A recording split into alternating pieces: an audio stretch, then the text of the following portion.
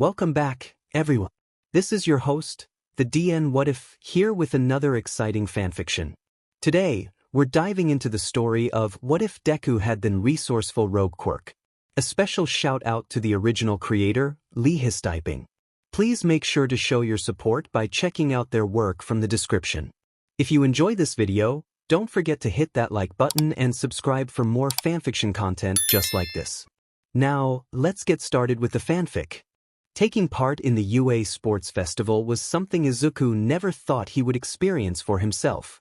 Watching it on TV every year with his mom was one of his fondest memories with her. How her face would light up whenever she watched Izuku's young, innocent mind absorb all the quirks and battles.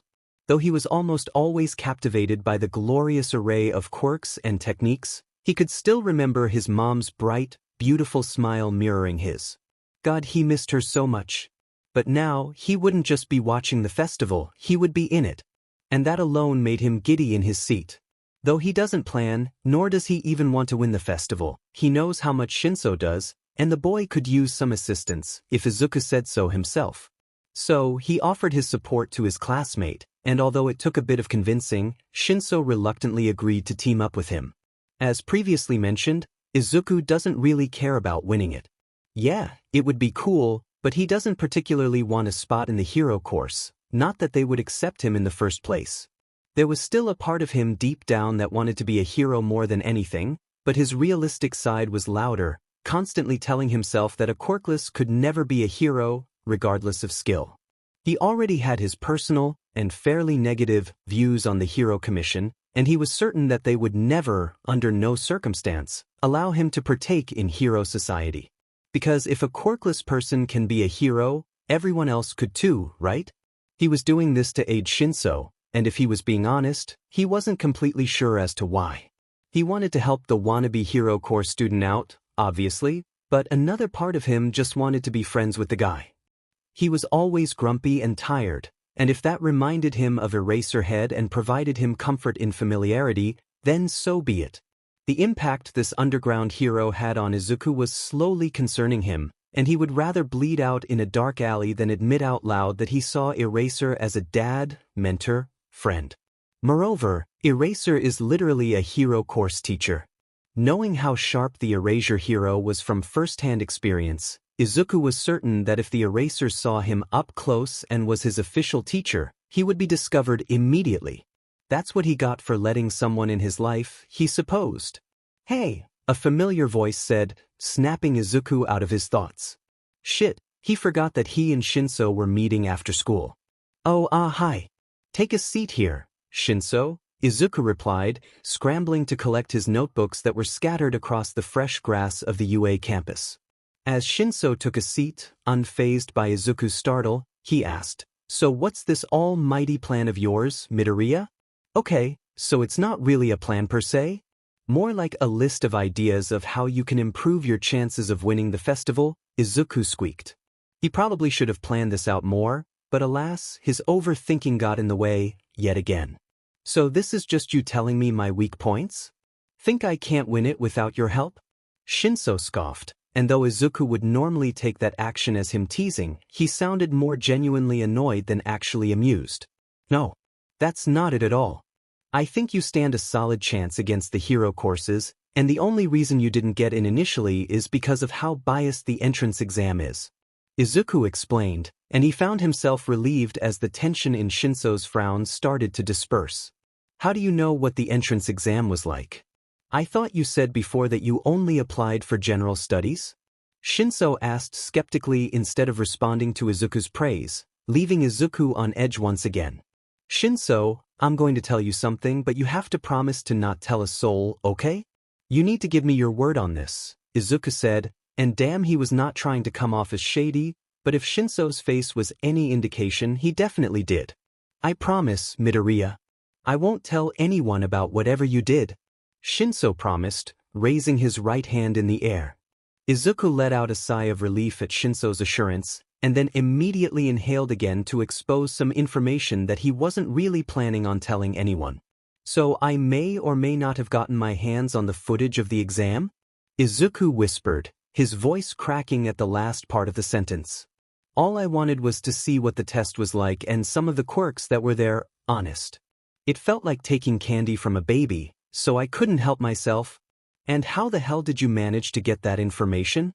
Shinso asked, taken back with the confession. That, I will not be answering at this time. Now can I interest you with the notes I created for the festival? That is extremely suspicious, Midoriya. But I will choose to ignore it for the sake of hearing your ideas, Shinso replied, surprising Izuku by how quickly he got over it.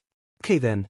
So, my plan in a nutshell is to evade, analyze, and strategize. Sure, the hero course may have some flashy quirks, but that's where we use it against them. They know nothing about us, and by simply evading their attacks early on, it gives them no information as to what our quirks are. Izuku explained, his hands flying in the air subconsciously. It was a weird trait he never seemed to grow out of. And how do you intend to do that? They're in the hero course for a reason, you can't dodge them forever, Shinso asked, and if Izuku hadn't already created 5 different plans, he would have agreed with him. Well, based on previous festivals, we know that there are 2 events that take place before the finale. The final event is always some sort of 1 versus 1 challenge, meaning we just need to evade the first 2. It should be easy enough, all we really have to do is let them take the spotlight and get ahead, that way, the attention is off us and we can use that to our advantage. When it gets down to the 1v1s, I'll let you determine how you want to proceed, but if you'd like, I'll be there to help out. I'm really into quirk analysis and would be happy to help you get into the hero course and… Midoriya, Shinso's monotone voice silenced Izuku's ramble. He really needed to work on that. Yeah. Izuku asked hesitantly. You do know what my quirk is, right? Well, I know it isn't an emitter type, which is why you struggled so much at the entrance exam. Shinso gave him a glare. Sorry. You're not wrong. My quirk is brainwash, and it allows me to control others if they respond to my question. I know it isn't the most heroic. What? That's such a cool quirk, Shinso. There are so many possibilities as to what kind of hero you could turn out to be. And it's so powerful. Do you mind telling me more about it? Izuku asked as he pulled out one of his notebooks, immediately flipping to an empty page to write down everything he heard. Really? Shinso asked. Most people don't even try talking to me after I tell them because they think I'm going to brainwash them. Well, I don't think that. I'd die to have a quirk as powerful as that. I know you're going to do remarkable things as a pro. Now, want to tell me more about it? I'd love to analyze it if you don't mind. As much as Izuku didn't want to believe the mistreatment towards people with such cool quirks, he wasn't really surprised. People often feared irrational things, and villainous quirks was one of them. Thanks, Midoriya. Shinso faintly blushed at the praise, something Izuku suspected he didn't get often.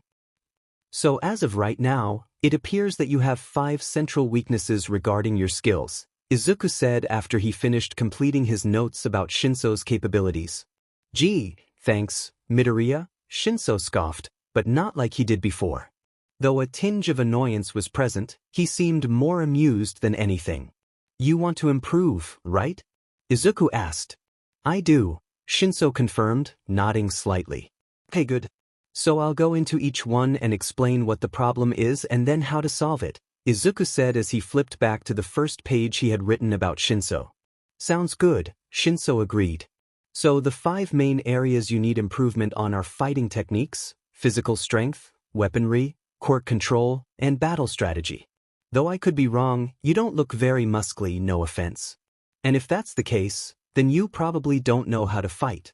And from there, I think it's fair of me to assume that you don't have any kind of weapon to at least defend yourself with. You're basically going into this event with a quirk that's only half developed and almost no fighting abilities. These are the top students in the country, may I remind you? Well, when you put it like that, I'm not saying you have no potential to win this because you do, but if you want to excel, a little knowledge about fighting will get you a long way. As for my other points, these revolved around your quirk. Your quirk is insanely powerful, but from what you've explained, your lack of practice using it has limited how you can utilize it. On top of that, you mentioned that your strategy was to just attempt to tick people off into responding. Which is good, but it isn't foolproof, which is why with some better strategizing, you can use that to its greatest potential. Does that all make sense? If Izuku was being honest, he was nervous that he went a bit overboard with Shinso. Yeah, he asked for a light analysis, but people from his middle school always used to call him a freak for his hobbies. The last thing he would want is for Shinso to feel the same way. I never really thought about all of this that way before, and yet, you did it so easily, Shinso said, a glint of amazement flickering in his bagged eyes. But, how do I even start to make changes? I don't know anyone who could. I wouldn't have said all of this if I didn't have a plan, Shinso, Izuku said, a grin Shinso couldn't help but be intimidated by plastered on the boy's face.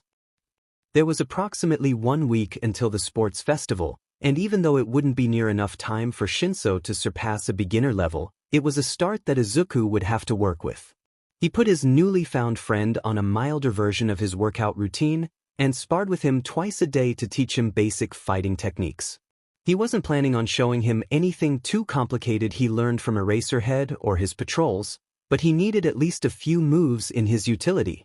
Shinso, obviously, questioned where his vast knowledge on the topic of physical health and fighting came from, but a vague shrug of the shoulders and a half-truth explanation of having extracurriculars was enough to make Shinso drop the topic for the time being. Izuku also determined that it would be way too early to entertain the idea of weapons to Shinso's artillery, so fighting hand-to-hand was all he was able to prepare. Izuku would argue that Shinso was a natural at combat, and would have no trouble learning whatever techniques Izuku taught him. But for both of their sakes, he held back certain tactics and moves so that Shinso could learn it while studying in the hero course. As for strategy, Izuku was working full-time in that department, and he couldn't help but revel in it. He always enjoyed creating strategies in the haven of his home while the festival was on TV, but it was a whole different experience when said strategies would actually be used. He opted to leave Shinso out of this part of his plan, but only for the sole reason that the guy had so much on his plate already. Izuku was fine with explaining the strategy as the festival proceeded, and he knew Shinso would have no trouble understanding what he wanted to do. As each day breezed by for Izuku and trudged on for Shinso, the former slowly felt his excitement rise. Maybe it was because he didn't have any thrilling experiences in the vigilante scene for a while, or just the fact that his and Shinso's work were bound to pay off, but regardless, he was ready. Finally, after a week of preparations, the UA Sports Festival had finally arrived. "What's gotten you all excited, kid?" Eraser asked Karma one night after their patrol. When his patrol became theirs, Karma wasn't sure. "You've been bouncing around way more than you typically do. You're not taking drugs, are you?" Karma scoffed. "No, Razor, I'm not taking any drugs. I fight crime, not partake in it." "Well, that's debatable," the hero replied, a smirk forming on his stoic face. Yeah, the police consider me a vigilante, I've heard the story. But if you want to know, I've been excited about the sports festival that's coming up," Karma explained to the hero. "You usually watch them?" Eraser asked curiously. "Yeah, ever since I was a kid. I love analyzing quirks and battles, so it's no surprise that I'd love the sports fest," Karma responded, a fond smile forming on his face. "You know, if you applied to UA, you could participate in the festival. You have the skills for it," Eraser had suggested, and wow, he could be slick when he wanted to. "Is this your attempt at making me stop my patrols?" Karma asked, grinning at the hero's blatant attempt at convincing him to stop his hobby. "I'm sure you'd miss me too much anyway. We could patrol whenever you wanted if you got a license," Eraser reasoned. "We do that anyway, Razor," the vigilante countered. "But you can't do that forever. I sure as hell can try." Though he probably needed the sleep, Izuku still went on his patrol the night of the sports festival. Crime waits for no one, after all, and a school event wasn't enough to stop him from going out. What he wasn't expecting, however, was an entertaining game of cat and mouse. Eraserhead wasn't there that night, unfortunately for the vigilante, so he did his daily patrol around the city by himself. Most of the night went by rather smoothly. He stopped a few criminals from petty crimes they were about to commit, and of course wrote all about their quirks as he waited for the cops to show up to the scene. Something else he had found fun besides his vigilante hobby was writing about the quirks of criminals he took down. Not only was it great practice and exciting to learn about, but it also gave him a broader view as to why others would resort to crime to get by. The guy he stopped today had some sort of slime quirk, which was pretty gross if he said so himself. The guy was probably a B-level criminal to catch, and that was only because of how easily he slipped out of Karma's grip. Though unfortunately for the criminal, he couldn't escape the grasp of the ruthless vigilante forever.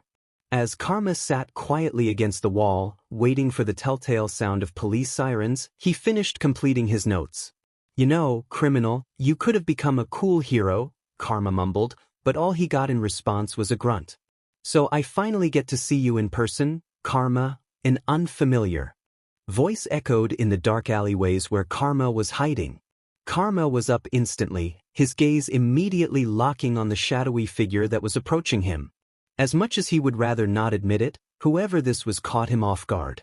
Though it was probably due to his attention on his notebook, he still kicked himself for the blunder of getting caught. "And who are you exactly?" Karma asked, putting up his nonchalant facade to conceal his rapidly beating heart and sweaty palms. "A pro hero, and I'm here to take you down and put a stop to your criminal activities," the voice growled as it slowly came closer towards Karma. On instinct, the vigilante took a few steps backwards. Finally, the figure came out of the shadows and into the light of the pale moon that hung above them. The figure was more on the slender side, but still had a strong build.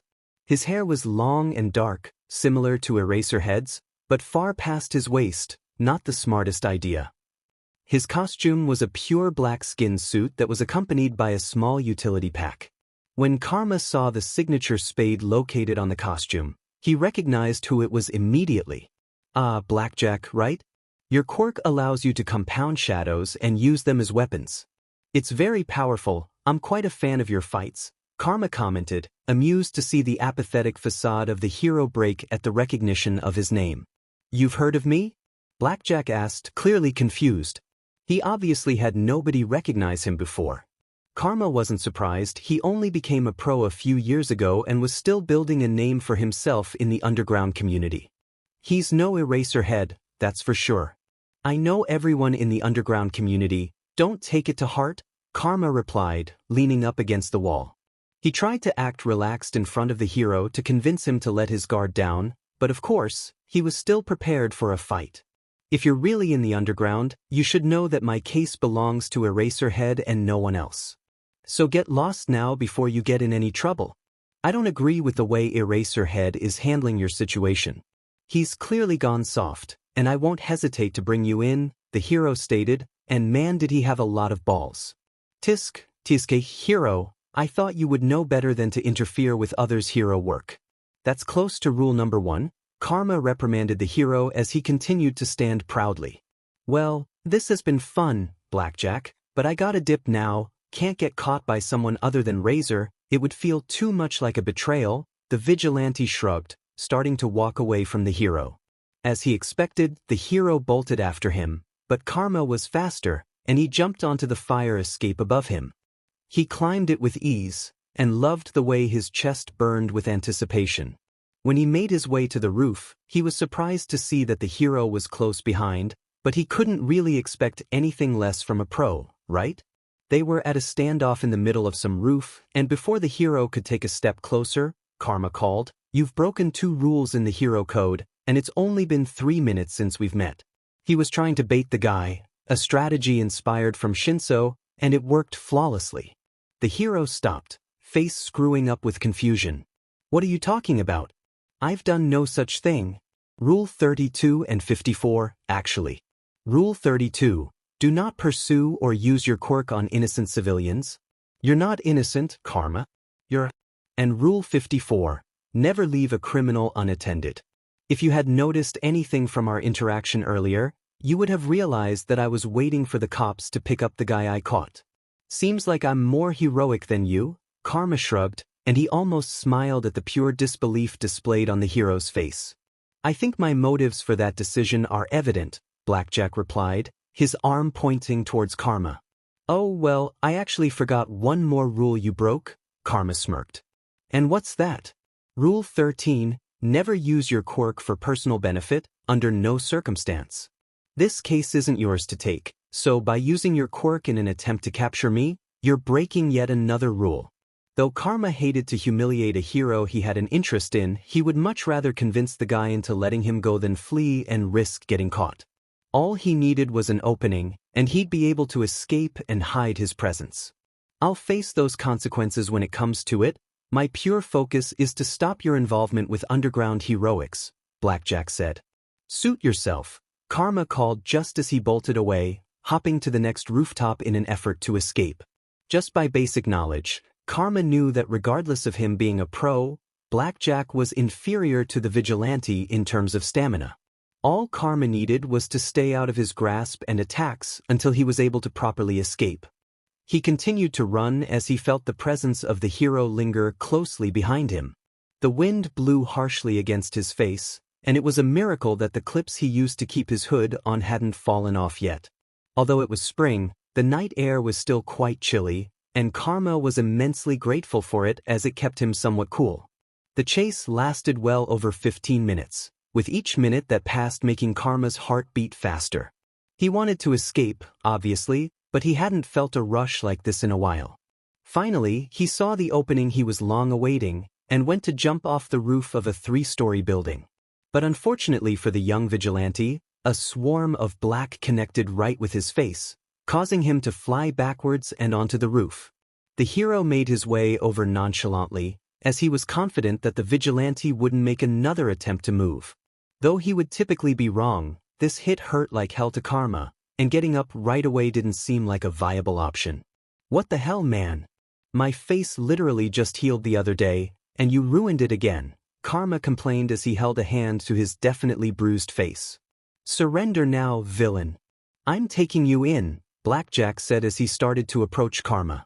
Actually, I'm technically not a villain, Karma blurted, taking the hero aback. A villain uses their quirk for malicious purposes, and I haven't used my quirk at all, so technically I haven't broken any rules, Karma explained as he mentally creates a last-minute plan. If he could distract him for just a second.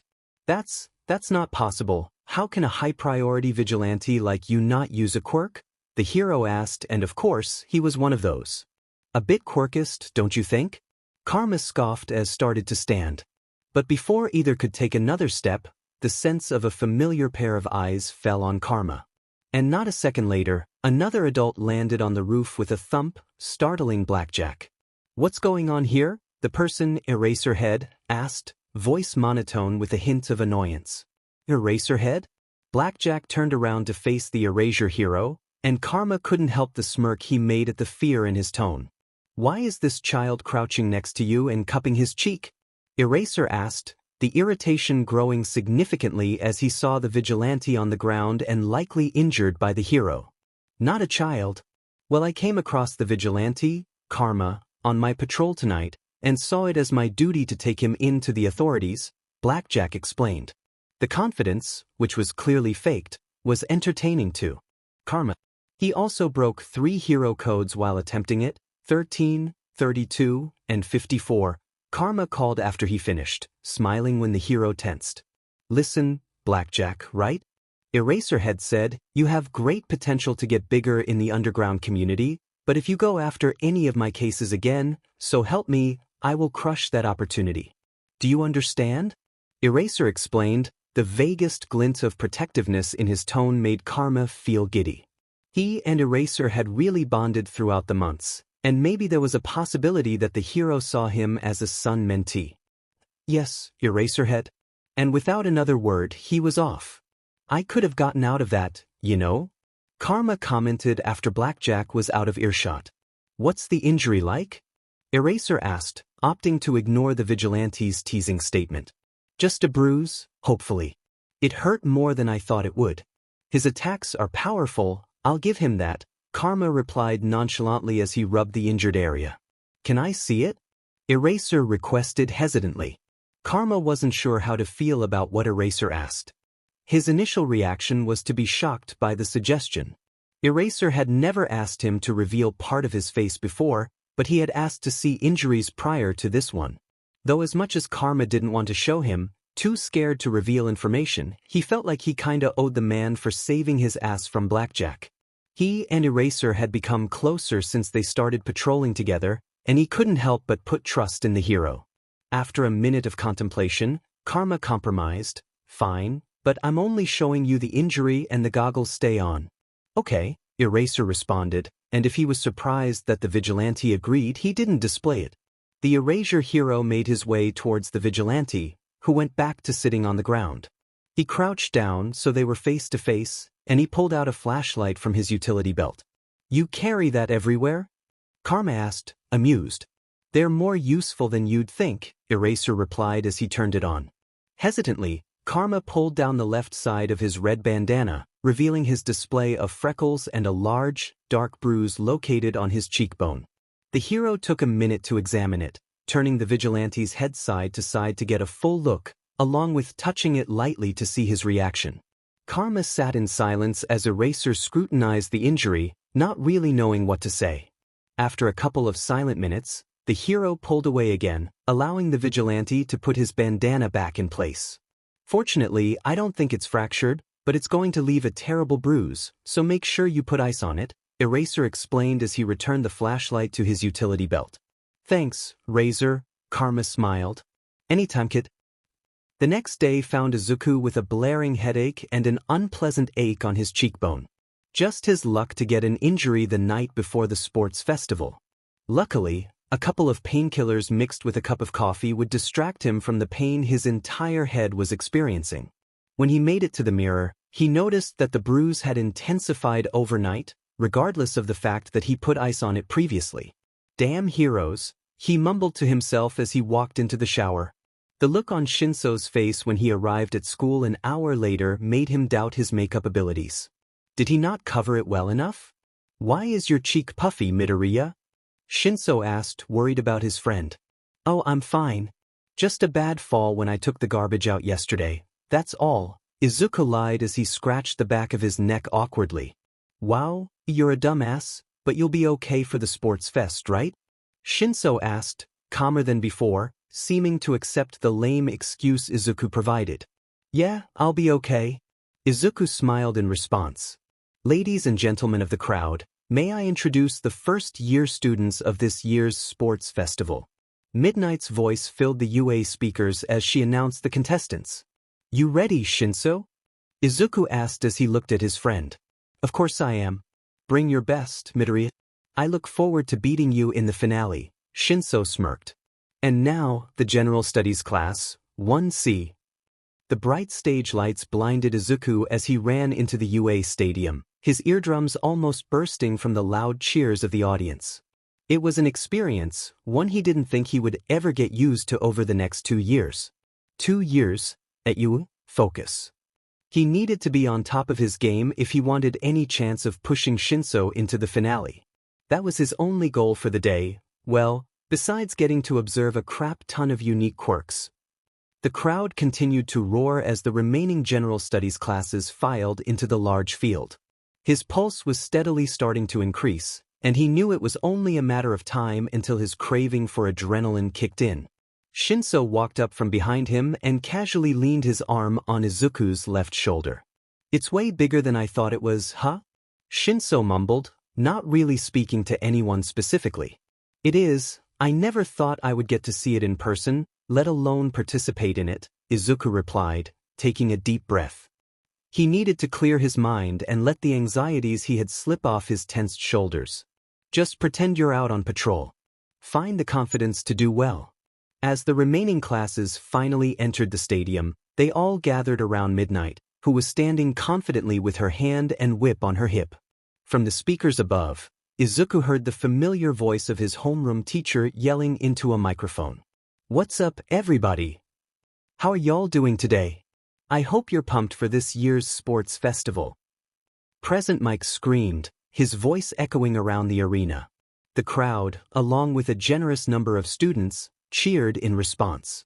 Everyone was hyped, that much was obvious. Though, Izuku could use that to his advantage. Unfortunately for the Hero Corps students, he was certain that they didn't take outside forces into account for this event. They might have fought against a group of villains, but apart from the bosses, they were all DC level at best. Most students, if not all, were likely inexperienced in battle strategy and hand-to-hand combat, and in Izuku's case, that's where he excelled. He was a realistic person innately, and he was fully aware of his role in society. He would never be able to take them down when it came to quirk power. That's what the Society of Heroes was all about after all. He wasn't meant to be a popular hero in this life, and he would never be able to compete with his quirked counterparts. That's just how life was, and he accepted that at the age of 13, which is why he went a more lawfully ambiguous route. Okay, listen. If people wanted a society where only the physically strong could become heroes, then they shouldn't be surprised that people like him went a different route. He was doing what he had to so he could follow his dream, and if the law hated him for that, then so be it. So realistically, beating them fairly wouldn't cut it, so he opted to take a much more fun route. If he had to use cheap tricks to get ahead and help Shinso, then he would. It was his only choice. The other students were naive, especially the hero course. They considered themselves the only competition, seeing any other student as some random person with no drive to win. And for the most part, they were correct, but unfortunately for them, Class 1C had two very determined students. They knew nothing about him or Shinso, and that right there was his only advantage. Keeping them on their feet, having them guess what his quirk was would make them anxious, worried. Their guards were down around other students, Izuku noticed easily. They all thought they were the best, leaving little doubt in their mind that they could take the other classes down easily. It was all Izuku needed to help Shinso pull ahead. Yeah, this was going to be fun. Izuku snaps out of his racing thoughts as he notices a familiar blonde make his way up on the platform where Midnight was standing. He must be giving the opening speech, he supposed. Kaken took a deep breath before looking around the arena, a calm, yet determined look plastered on his face. I just want to say I'm going to win, the blonde stated, nothing more and nothing less. Izuku couldn't even be surprised, but he did notice something from the simple sentence. Though past Kaken would have served it as a joke and laughed, this Kaken didn't do that. He was completely blank-faced, which led Izuku to believe one thing. He meant it. This was him pushing himself to win, a warning to every other competitor. He would probably be their biggest threat, but luckily for him, he had been watching the blonde since they were kids. He knew him like the back of his hand in some ways. His class, along with a few others, booed at his speech, if you could even call it that. That reaction was also unsurprising. He knew how many other classes already hated 1A. Kaken got off the stage, so much as not giving a glance to anybody else as a dark-haired boy with engine legs scolded him for his behavior. Beside him, Izuku could feel the agitated scoff Shinso released, but he didn't do anything more than that, unwilling to participate in the useless protests. Lovely speech, Bakugo. Now let's get on with the first event. Present Mike shouts in an attempt to silence the boos coming from the stands and the students. Alright, let's spin the wheel to see which event will be picked. Midnight sang, an excited expression covering the expanse of her face. Izuku held his breath as the wheel spun, his right foot tapping anxiously as he waited for the spinner to come to a halt. There were several different events that could be chosen, each needing its own strategy and planning. Izuku tuned out Midnight's enthusiastic comments about the choices as he prayed for the first event to be good. Izuku, of course, could strategize for any scenario he was given, but if there was a higher power out there, then please, let it be. It looks like our first event will be the obstacle race. How enticing. Izuku almost fell to his knees out of relief at the announcement of the game selected. This was his personal favorite, and it was the game with the easiest strategy. Maybe it was just luck, or perhaps it was the universe apologizing for all the shit they put in his life, but it ultimately didn't matter. The game he needed was chosen, and now the games were really going to begin. Shinso felt Izuku's sigh of relief since he was still leaning against the green-haired boy. Is this good? He whispered. Extremely good, Izuku responded, a smile growing on his face. It's the game I was hoping for. Before Shinso could ask another question, Midnight's voice boomed again. The rules are quite simple. You'll participate in a 4-kilometer race filled with different obstacles. You're allowed to go all out with your quirks, so put on a show for us. The first 42 contestants will move on to the next round. Midnight explained, her whip flying around as her hands moved when she spoke. As the students made their way towards the gate of the first event, Shinso tapped Izuku on the shoulder. So what's the plan, Midoriya? The boy asked. The plan is simple, Shinso, Izuku said. All we really have to do is stay in the median. The median? The middle of the group, basically. We don't want to do really well in the first event, as that will show off our abilities, painting us as targets. But if we fall too far behind, we won't make the cut and lose our chance. So staying in the middle of the pack will give us the best advantage. Moving forward, Izuku clarified to his confused friend. Oh, I get it. That makes sense, Shinso said, nodding in agreement. Besides, Izuku chuckled, it lets me study their quirks, strengths, and weaknesses. I can understand their strategy and how to defeat them. A full Cheshire grin grew across his face. He truly was in his element, even if he wasn't really trying to win. Scary, Shinso thought as he noticed the feral grin. At least he's on my side. It was 5 minutes after the duo arrived near the large arch that the race began. The loud horn signaling the start of the race blasted through the arena, and everyone was off in a sprint. He and Shinso chose a spot near the middle of the pack, giving Izuku the highest advantage to observe and analyze. It looks like he didn't study all those criminals' quirks for nothing, since now he could analyze techniques on the fly. As they were running through the doors, the brightness of the outside peered back at them. Running in the dark tunnels messed with his vision for a bit, but his eyes adjusted quickly to the sudden brightness again. He felt cold air start to circulate in the closed space. Ice quirk, he thought. Out of pure instinct, Izuku grabbed Shinso by the waist and hoisted him in the air. He jumped right after, narrowly avoiding an ice path that would have been hell to escape from. Unfortunately for his classmates, they would have to experience that hell. The whole incident happened within 2 seconds, and Izuku jumped through a hole in the ice, finally revealing the sun he missed so dearly. He placed a still completely stunned Shinso down on the ground, observing the damage as he did. Whoever's quirk did that was powerful, he's lucky he even dodged it in the first place. At least half of the students were frozen in the ice prison, with the ones surviving almost all from the hero courses. The other kids chased after a red and white colored hair boy, most likely the menace who unleashed hell with no regard for the others. Whoa, look at Todoroki go. He used his ice to take out half of his opponents. Present Mick's voice shrieked through the speakers. It was a fine strategy, another voice, one that was familiar, observed. He used his quirk to stop most of his peers, but because his classmates knew his power, many of them were able to counter. Wait, was that Eraserhead's voice? What the hell just happened? Shinso asked as Izuku grabbed his hand and pulled him forward, encouraging him to run. I felt the temperature change in the tunnel, so I dodged accordingly. Obviously, I didn't want you to get stuck, so I yoinked you too. Hope you don't mind. Izuku called as they started to run again, much to the despair of Shinso. You surprise me more and more every day, you know that, Midoriya? Shinso commented, partly laughing. I've been told I do that, Izuku chuckled back, almost slipping on the ice that covered the previously gravel path.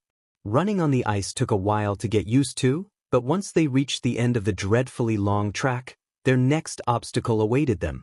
Holy crap! It's the robots from the entrance exam, Izuku exclaimed, a bit too excited for Shinso's taste. That's just right, listeners. The first obstacle in this course is our very own robots.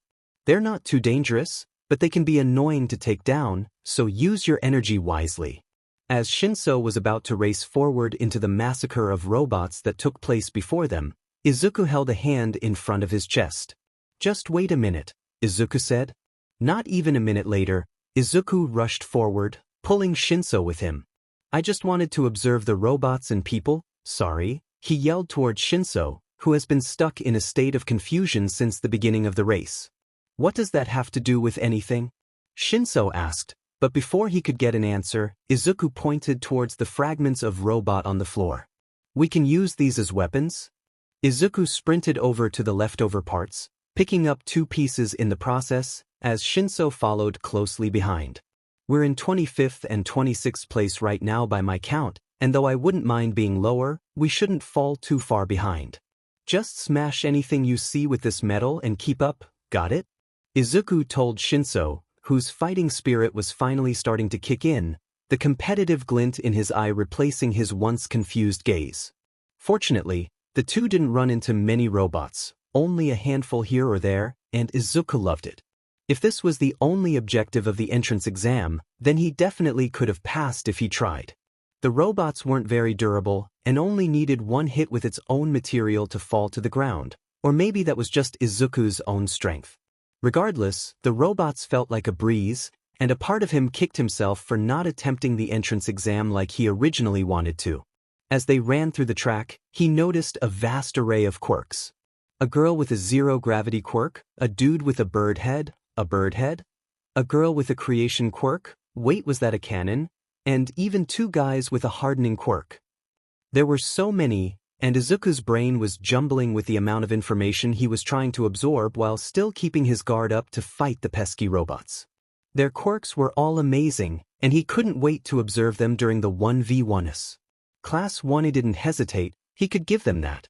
As he watched the Hero Corps students rush in front of him, totally determined to win, he couldn't help but be amazed. They truly were incredible, a feat he would never accomplish himself. Quirks were absolutely remarkable. Keeping their pace at their respective place in the mid-20s, Izuku and Shinso finally came ahead to the next obstacle, some sort of line beams connecting to various island platforms. Obstacle number 2, the fall. They're sturdy, but extremely thin, so watch your step, or the only race you'll be winning is being first to see Recovery Girl.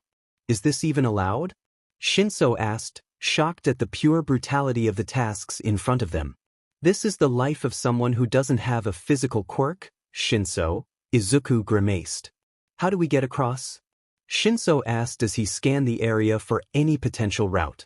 I think you know the only way, Izuku replied, a frown forming in his face. Shinso was not going to like it. You mean you want me to walk across this? Shinso exclaimed, his eyes widening in horror. It's fine. I can just get someone else to carry me or something. I can. Shinso, it'll be fine. Just hold my hand and don't look down, Izuku assured, placing his hand on Shinso's shoulder. The purple-haired boy took a deep breath as a feral grin spread over his face. Okay, let's do it. But I'm blaming you if we fall to our doom. I won't let that happen. Izuku wouldn't. Never in a million years. Though he wouldn't consider himself an expert, he was all too familiar with running across thin wires and surfaces during his time as a vigilante. Hell, that's probably what he did most. His knack for balance felt unnatural at times, but it was something he cherished deeply. Before he could pull Shinso across the tightrope, he noticed a small group consisting of a pink girl, zero-gravity girl, and a pink-haired girl conversing near the edge. The pink-haired girl had a large display of gadgets accompanying her gym uniform, making Izuku intrigued as to what each item did. Hey, gadget girl, Izuku called, his curiosity getting the better of him. All three girls turned to face him, and he couldn't stop the blush that spread over his face out of embarrassment. Yeah, the pink-haired girl replied, realizing that Izuku was addressing her. Your stuff looks really cool. I can't wait to see them in action, he complimented. Ah, I'm glad you like my babies. Each one was perfectly designed for today's events. See ya. And with that, the girl was off, flying into the air with her boot babies. So impressive. That's our cue to go by you too, Izuku said to the other two girls, who were still standing in shock at the pink-haired girl. Without another warning, Izuku dragged Shinso across the first suspender line. Shinso learned how to run across them quickly, making Izuku delighted. When they made it to the first platform, Izuku held back the urge to hug him. You got it. Just keep your eyes ahead and focus on me, okay? I got it, Midoriya, Shinso huffed in an attempt to hide his blush from the compliment. Alrighty folks, it seems like two students are on the final stretch of the race. Wait, what's happening over here? Present Mike gasped as his attention shifted from Bakugo and Todoroki to his own students, Izuku and Shinso, running across the wire like they were born to do it. From the looks of it, Midoriya and Shinso are running across the ropes without any extra quirk assistance. This is surely a new sight. We haven't seen anything like this before, have we, Eraser? There is a minuscule number of students who would be able to do this flawlessly. Most students use their quirks or opt crawl instead, Eraser had commented into the mic. I think it's safe to assume that these two have been practicing. Izuku almost faltered at the sound of Eraserhead's voice.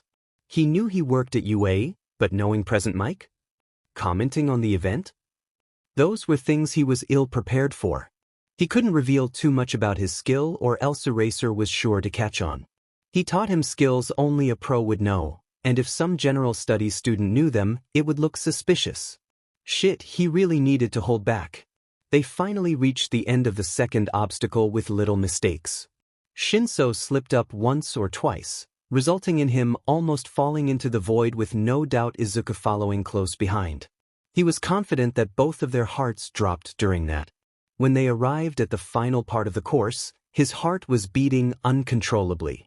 He hadn't had a run like this, other than last night's, in a while, and it felt good to do it again.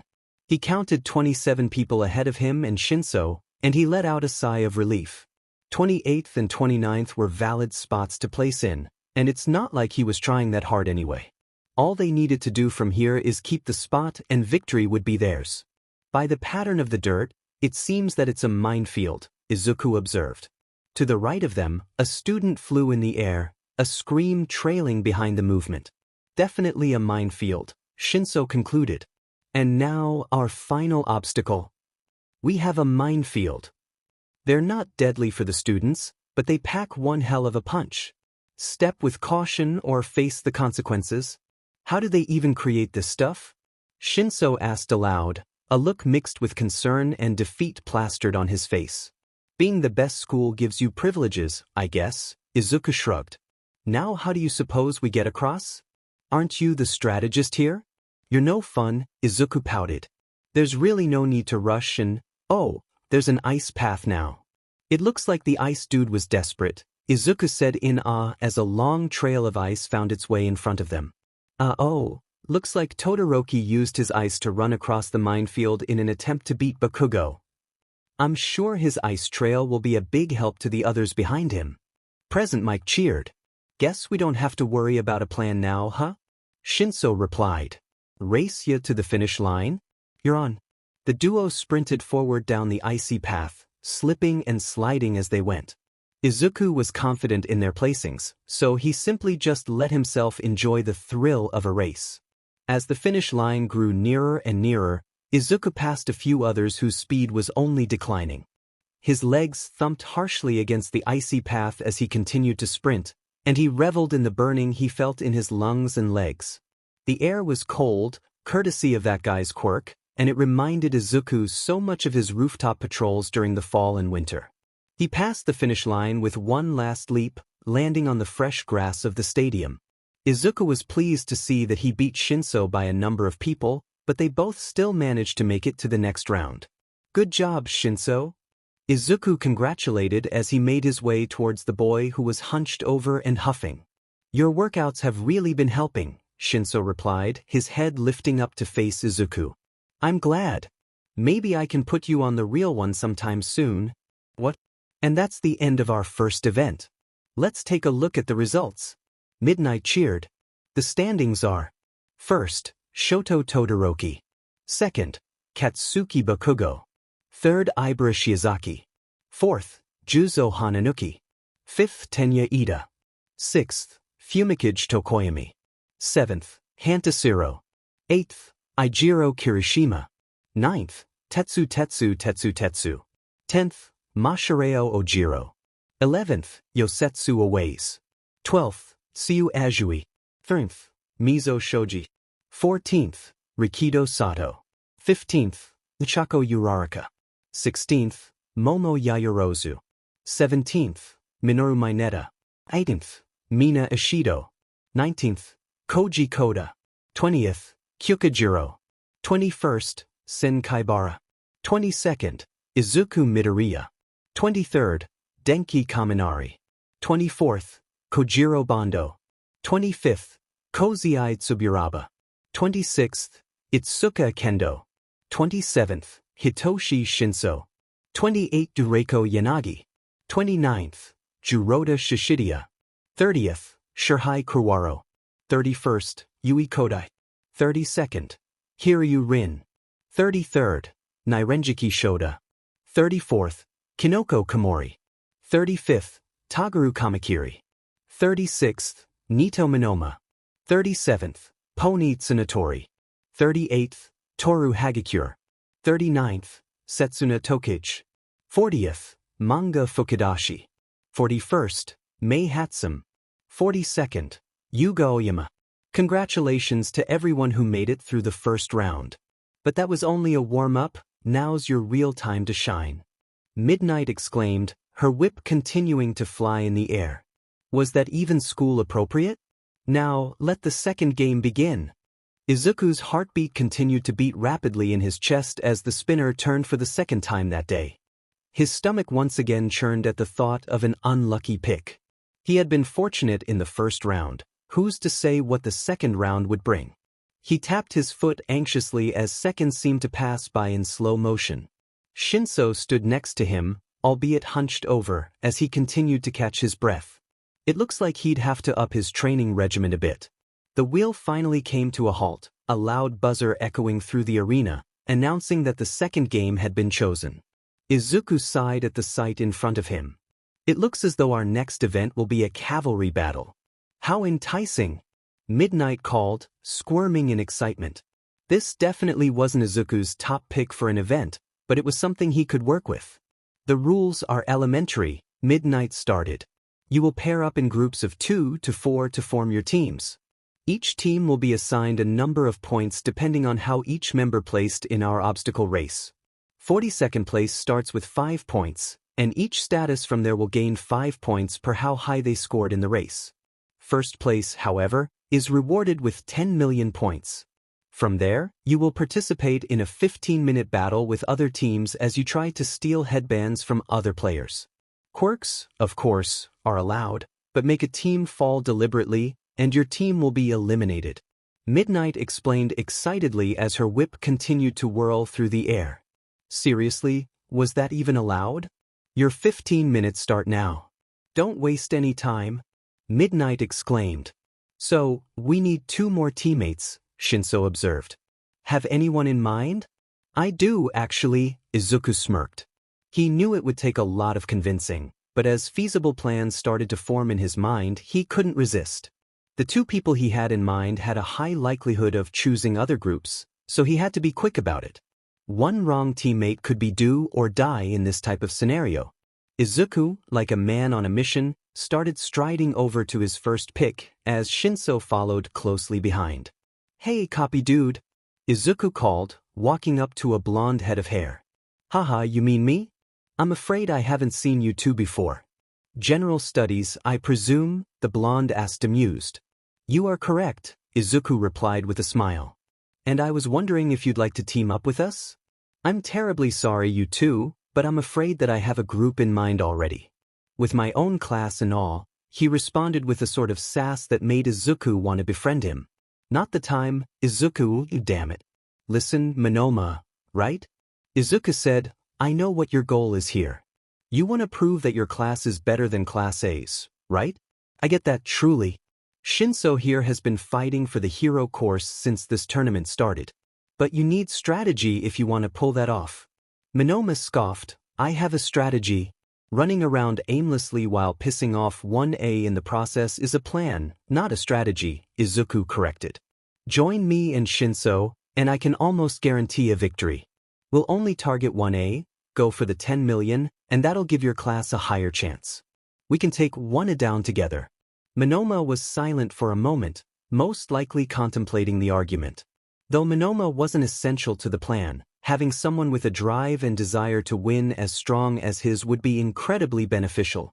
And don't even forget about his quirk. It was totally overpowered, and having 2 Shinsos on his team would give them a strong advantage. And what will you do if we don't make it to the next round, Minoma asked. I can't rely on confidence alone.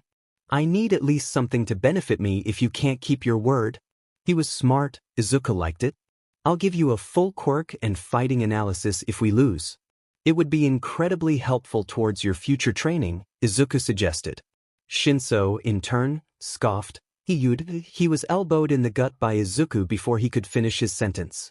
He couldn't have Shinso expose him like that. If Izuku was being honest, he'd give anybody an analysis if they asked him to, but they didn't technically know that. So, do we have a deal? Izuku asked. You know what, General Boys, I'll entertain you and join your team, Monoma replied, a menacing grin plastered on his face. Let's end 1A and all their glory. Izuku sighed in relief. Great, one down and one more to go. As Izuku started to head towards his next target, Monoma apologized to his former teammates as he trailed behind Izuku and Shinso. So, what's the strategy, Midoriya?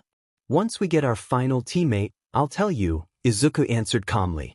Please don't be taken, please don't be taken. Thank God. The trio approached the student Izuku was looking for as the person in question idly looked through a case of equipment next to them. This was going to be good. Hey, Gadget Girl. Do you have a team yet? Izuku called cheerfully, a smile forming on his face as he noticed the vast array of support items resting in her briefcase. He needed to collaborate with her sometime. Oh, hey again. No, not yet. I tried to go with the 10 million dude, but he rejected me and my babies, so I decided to wait and see which potential teams I could join. No one else really piqued my interest, the pink-haired girl replied, looking up from her briefcase full of mysteries. That's perfect then. Want to join our team? I have a solid plan that'll get us the 10 million points. You in? Izuku asked. 10 million, you say? She questioned, her fingers situated on her chin in thought. Why not, I'm in. The trio cheered in unison as Izuku let out a breath of satisfaction. Things were going relatively according to plan. Now, are we allowed to use your babies? I thought you'd never ask, the pink-haired girl exclaimed. Can you explain your plan now, Midoriya? Monoma asked, more exasperated than the previous attempt. You said you had one, but it's starting to feel as though you're bluffing. With 5 minutes left on the countdown, Izuku had successfully gathered his team and distributed Hatsume's babies accordingly. Monoma and Hatsum were situated on the back with jetpacks created by the inventor herself. Shinso, who was the frontman, claimed a pair of rocket-type boots, leaving Izuku as the rider with a support item Hatsume used during the obstacle race. Additionally, they each got some form of capture weapon to use in an emergency, though Izuku deemed it wouldn't be necessary. As the four of them patiently waited for the games to start, Izuku took a deep breath. Obviously I have a plan, Monoma. I just wanted to get everyone situated first. But now that it's out of the way, let's get down to business, Izuku replied, watching the interest of his three teammates peak. The group huddled around, anxiously waiting for the green-haired boy to explain his plan that was apparently foolproof. The plan is pretty simple, but many are going to see us as low stoopers. Are you all okay with that? Izuku asked. As long as we make it to the next round, I don't really care how we get there, Shinso said, which was then followed by the entire group nodding along. But, so, what do we know about our team? Izuku questioned. He didn't want to do all the work, come on now. We barely know each other? Shinso stated, which earned a cackle from the blonde. He's not wrong, you know. I haven't heard of any of you before today, Monoma added with a chuckle. Oh, I know. Hatsume said enthusiastically, raising her hand. What is it? We all scored middle to low in the obstacle race, barely making us targetable. Almost everyone will be gunning for the 10 million. Hatsume suggested, her eyes lighting up at the realization. Exactly that, Hatsume. Monoma, I doubt your class will target us because you're on our team, leaving us only against Class A. But I'm sure they'll all be too busy fighting against Class B or the 10 million to even notice us. We're practically invisible. Izuku elaborated Hatsume's initial point. Shinso and Monoma's eyes slowly started to light up with excitement as he rambled on, explaining the benefits of staying in the shadows. Now, as for an actual plan. All right, competitors, your 15 minutes is up. Everyone gather onto the field, so we can begin shortly. Midnight cheered, an enthusiastic smile overtaking her face. As the students entered the gravel-like field, Midnight went over the rules again. Now remember, quirks are allowed, but I better not see any of you children behave badly and purposely make your opponents fall. Monoma, you did what I asked, right? Izuku turned to face the blonde, who was adjusting the strap of his jetpack. Of course I did. It was the brunette with pink cheeks, right? Monoma clarified, looking up to meet Izuku's gaze. Yeah, that's her, Izuku confirmed. What did you want with her quirk, anyway? The blonde asked as they slowly put themselves into position for the battle. Well, her quirk is zero gravity. So instead of having the jetpacks and boots carry all of our weight, we can use her power to lower the burden. You mentioned how your quirk only lasts for 5 minutes, but the things you change with said power stays permanent, essentially making us weightless forever. You'll be the only one who doesn't go under the effect of the quirk, and at the end of the battle you'll have to touch her again to release us. Does that make sense? Izuku explained in his signature style. It's a wonder they agreed to team with him in the first place. You never fail to amaze me, Midoriya, Shinso laughed, partly because of the analysis and partly because of the look on Monoma's face. He's always like this? Monoma asked, still moderately stunned. Oh yeah, big time. Class will be boring without him once I transfer to the hero course, Shinso answered confidently, resulting in a minuscule blush from Izuku. As much as I'd love to continue this conversation, quit your chatting and focus on the event that's about to begin, Hatsum declared, enthusiastically as ever. Alright. Okay, Monoma, activate the quirk, Izuku said, straightening up to prepare for the battle. Shinso ready? Izuku called. Yeah. Monoma? Of course. Hatsum. Let's do this thing. Okay. Let's go. The horn signaling the next event blew a moment later, and in a blast they were off. Graveled dust filled the arena atmosphere as 12 different teams scrambled in an attempt to collect points. The roar of the crowd echoed throughout the stadium as nearly every team charged towards the 10 million points. So predictable, Izuku grimaced. As soon as he thought it, a large sprawl of ice filled half the field, immobilizing at least half of the teams that were headed towards the 10 million. That ice quirk was incredible, he could give them that much. Izuku's team rounded the border, opting to play defense in the early stages of the battle. Sequentially, their plan wouldn't commence until the final minutes of the match. As Izuku predicted, not many teams were after their 230 combined points. Izuku suspected that they wouldn't truly be a target until the clock was low, as many teams would be in a state of desperation to push forward. Unfortunately for them, he'd be unreachable at that point. Are you sure about this, Midoriya? This plan is undeniably risky, and I hate to be that guy, but relying on one final move to push us forward is a bit of a long shot, Shinso said, eyes not wavering from where he was currently looking forward. One distraction and they'd be out of the running for sure. I know how risky it sounds, guys, but trust me. Put as much faith into me that I have in you. We're going to pull this off, Izuku replied with pure confidence. Was he mildly bluffing? A little. The plan of his was as risky as it came, and it's a miracle they even agreed to it. But he was sure that this move would change the course of the event. After all, he's always wanted to bungee jump. As the timer slowly ticked down, Izuku felt more and more anxious. This plan was relying solely on his ability and his team's timing, and it needed to be flawless for it to be successful. Damn, he probably should have created something easier for these guys. Predictably, not many teams attempted to charge Izuku's team, well, all except for Team Tetsu. Though Izuku believed that the boy marched to the beat of his own drum. Luckily, all it took was Monoma to call out to the team, with Shinso's quirk on hand, and they were out of the running at least for a while. Cold move, dude, Shinso said to the blonde as they ran away from the puzzled team who was frozen in place. That man can never stick to our class plans. He's lucky that he has Kendo in his corner or else I would have been way harsher, Monoma replied, sounding just as exhausted as Eraserhead did on their nightly patrols. Izuku almost giggled at the comparison. Across the field, Izuku noticed two teams in the midst of a standoff. Team Todoroki and Team Bakugo. Team Todoroki consisted of the ice guy from earlier, which he presumed to be Todoroki, wow, Endeavor's kid, an engine guy, an electricity boy, and a girl who had a quirk that created things.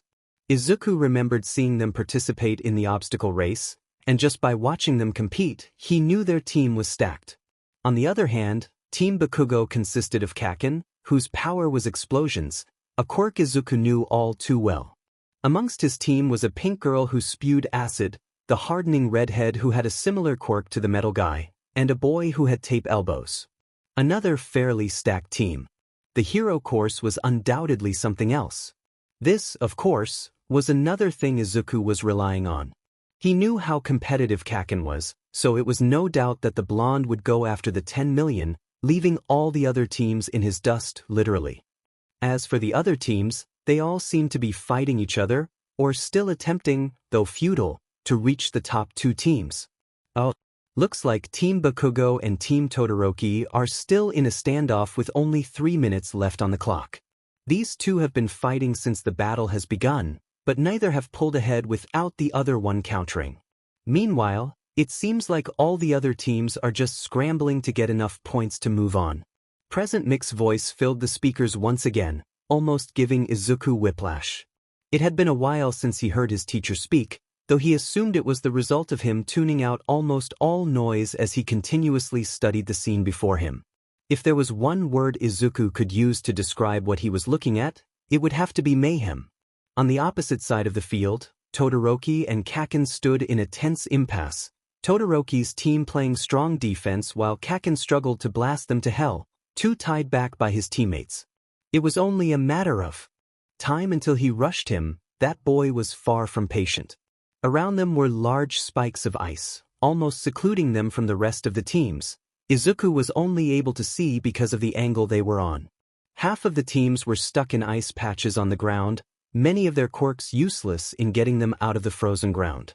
The remaining survivors who didn't get caught in the attack, or who were successful in escaping, were busy facing each other, Class 1B keeping Class 1A too busy to attack the observing team. Glancing up at the scoreboard, Izuku noticed that his team was in 9th, most likely due to the scattered points of other teams. All they needed was a bit more time. If they could just stall for the 20-second mark, they'd do it. 1 minute, everyone. Are the standings settled, or will there be any last-minute changes? Right now, everyone is fighting to make a difference, but only 4 teams will move to the next round. Present Mick's voice rang through the microphone once again, and in a way, the familiarity of his teacher's voice calmed him. Okay guys. 1 minute left. It'll take approximately 30 seconds to fly overhead, and by then it's just by chance that my prediction comes ahead. Let's make it count, alright? Izuku called to his team, signaling them to turn on the jetpacks. In one motion, they took to the sky, making it impossible for almost anybody to reach them. They inched their way over, Izuku not keeping his eyes off the stalemate below. The timing had to be perfect. I think it may be a bad time to mention that I'm scared of heights, Shinso said, voice wavering slightly. It'll be over before you know it, brainwashed dude, Hatsum reassured, taking over the comforting role Izuku often filled, as he was much too busy preparing for the trial ahead. I just want to say, guys, thank you.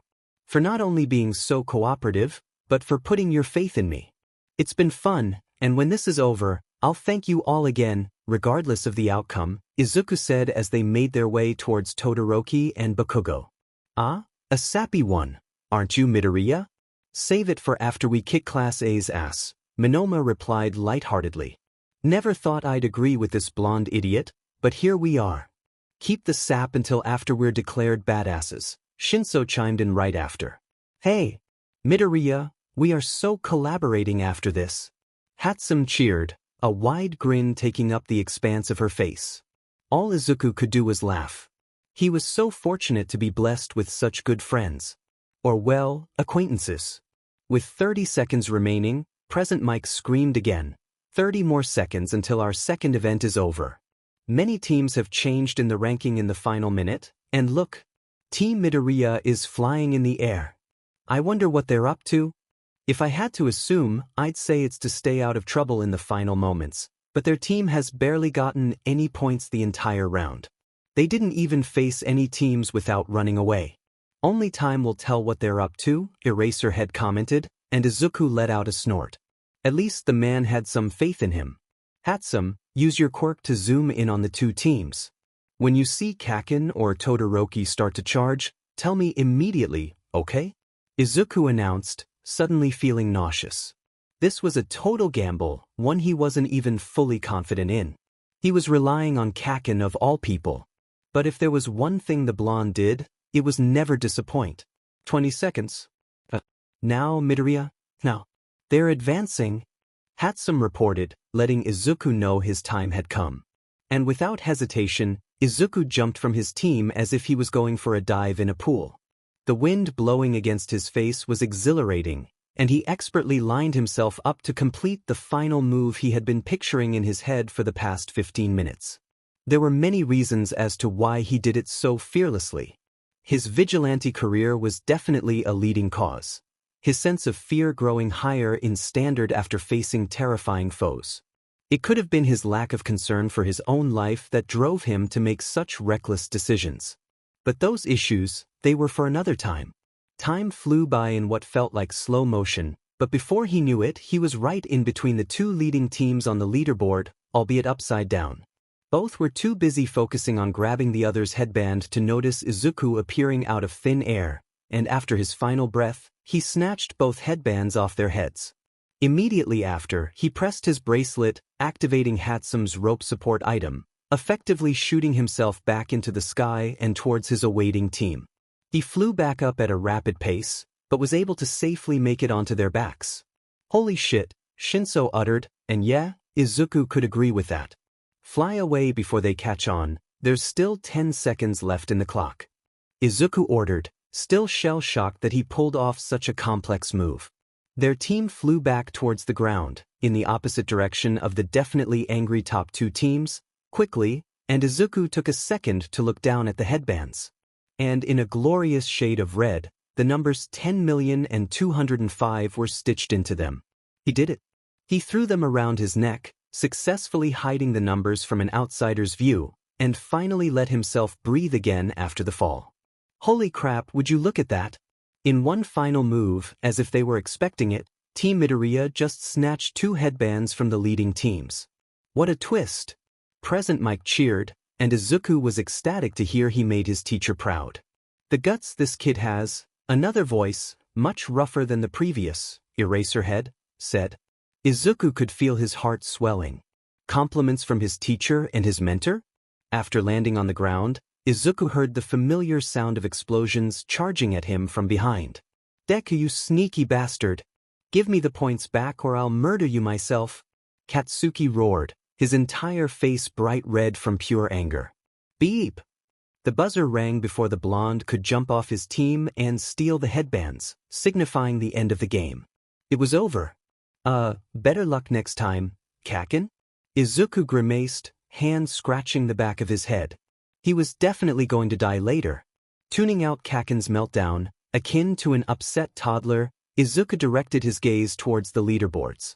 With our second event coming to an end, let's check out the scores. First place, Team Midoriya 10,435 points. Second place, Team Bakugo 485 points. Third place, Team Todoroki 440 points. Fourth place, Team Kendo 415 points. Congratulations to the winning teams. Those who succeeded will move on to the finals, which is our 1v1 tournament. Please take this time for a lunch break to refuel your bodies, as you have a grueling afternoon ahead of you. Midnight announced. Yeah, Izuku could really go for food right about now. Good job, guys. I can't believe we pulled that off, Izuku said to his team, a blinding smile growing on his face. We were amazing out there. Hatsum cheered, extending her hand to high-five Izuku. He complied, their hands meeting in a swift clap. Midoriya, are we going to talk about how easily you dived face-first into the ground like it was something you did any other day? Shinso asked, gaining a nod from the other two. About that, Midoriya. Izuku turned towards the unfamiliar, yet calm, voice who called him from a few meters away. His eyes widened when he noticed who. To us. We need to talk. After departing from Shinso and the others, Izuku anxiously followed behind the Hero Corps student. He didn't know what he wanted to discuss with Izuku, but it couldn't be good. He just stole their glory for God's sake. As they walked out of the arena and towards a private hallway, Izuku reflected on his time at Aldra. He had followed this routine so many times before that this felt normal again, as terrible as that was. Though bullies often followed behind him, opting to catch him by surprise, which they never did, that didn't mean he was prone to other tactics too. He presumed it was some sort of power play, but he was all too familiar with following behind some kid who was weaker than a low-tier criminal to eventually get beaten up. He had the skills to run away or even fight, but in some weird way, taking the beating was always less of a hassle. He didn't have to worry about pissing them off more, and if he was quiet enough, it only took a punch or two before they got bored and left. There was no use in fighting back, he noticed. The bullies would get their fill of satisfaction and then leave him alone for the rest of the week. Plain and simple. But it had been a while since any of that had happened. UA wasn't a place that bullies often resided in, and he quickly learned that his classmates weren't half bad and not the bullies he used to experience on a regular basis. That didn't mean he befriended any of them. The entirety of his class kinda just left him alone, if that made sense. They let him do his thing and he did the same in return. All except Shinso, of course, but Izuku considered him a special case because of how quickly they clicked. As the pair finally arrived at a secluded area, Izuku could feel his brain running on overdrive. This guy didn't seem like the type that beat up other students, and not just because he was a hero core student. There was something about him. The way his face seemed to always be in a state of neutrality made Izuku nervous, as it was difficult to tell what he was thinking. A hero core student wouldn't actually hurt him, right? There's no way a person who was training to save others would beat down some general studies kid just because he was angry? He had to think rationally here.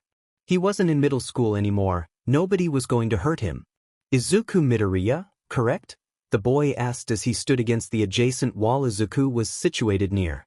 For one of the first times in Izuku's life, he gulped at the confrontation. What?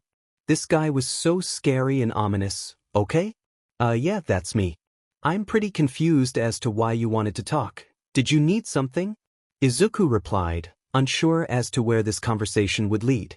I think it's obvious why I brought you over here, the boy stated, leaving Izuku more confused. Did he think Izuku could read minds or something? You're Todoroki, right? Endeavor's kid? I don't get what kind of business you have with me, we're nothing alike, Izuku said, sounding more annoyed than he meant to be. Your team got first place in the cavalry battle with a strategy that I assume you came up with. I'd say we have plenty of business, Todoroki answered expressionless, something Izuku took as part of his personality. And? If this is some challenge or declaration, give it to Shinso or Minoma, I'm not the guy you want here. I'm a nobody from general studies whose plan went well, nothing more. I don't intend to win the finals, anyway, Izuku explained, his eyebrows scrunching in a mixture of confusion and annoyance. Why did he even bring him here? How did you do it so easily? Todoroki asked. Getting the headbands, I've never seen anybody put so much into a simple sports game. Izuku was rendered speechless. He didn't know the answer, truth be told. Or at least, he didn't want to face it, not now. I enjoy bungee jumping, he decided to go with. Todoroki gave him a questioning glare, the most emotion he had displayed all day. You don't seem like the type, he said blankly. But I have to know something. What is it? Izuku asked, curious. This guy was pretty weird, and he had no idea where this was going. Do you know that vigilante karma, or something? That would explain your incredible mobility if you learned from someone like them, Todoroki questioned. What? No, seriously. What the fuck? What? No, of course not. Why would you even suggest it? I've never met a vigilante in my life. Izuku exclaimed, his voice cracking faintly, regardless of the attempts to keep it even. How was Todoroki so close yet so far off at the same time? Todoroki gave him another questioning glance, this one more visible than the last. If you say so, it was just an observation. I can see what you mean, most people would have hesitated if they were in my shoes, so I can understand why you'd assume that about me, Izuku supplied. So you don't want to be a hero? Even with the skills you've displayed so far? Todoroki asked almost hesitantly. I learned a long time ago that I'd never make it as a hero, so the dream just died out, Izuku disclosed. He had no idea why this boy was so easy to open up to, but he wasn't complaining. I was raised to be a hero, Todoroki stated. Oh? Have you heard of quirk marriages? Todoroki asked. Izuku nodded. My father, Endeavor, and my mother were in a relationship for the sole purpose of creating powerful children. I grew to resent my old man because he only saw me as some tool to complete his unfinished goals. I never used my left side in battle because I refused to be that person for him. I get what you mean about the dream dying out. For a long time, I wanted to go against my father and be something else. But saving people, that was more important to me, Todoroki revealed, and wow, Izuku was not expecting a trauma dump in the middle of the sports festival, but here he was.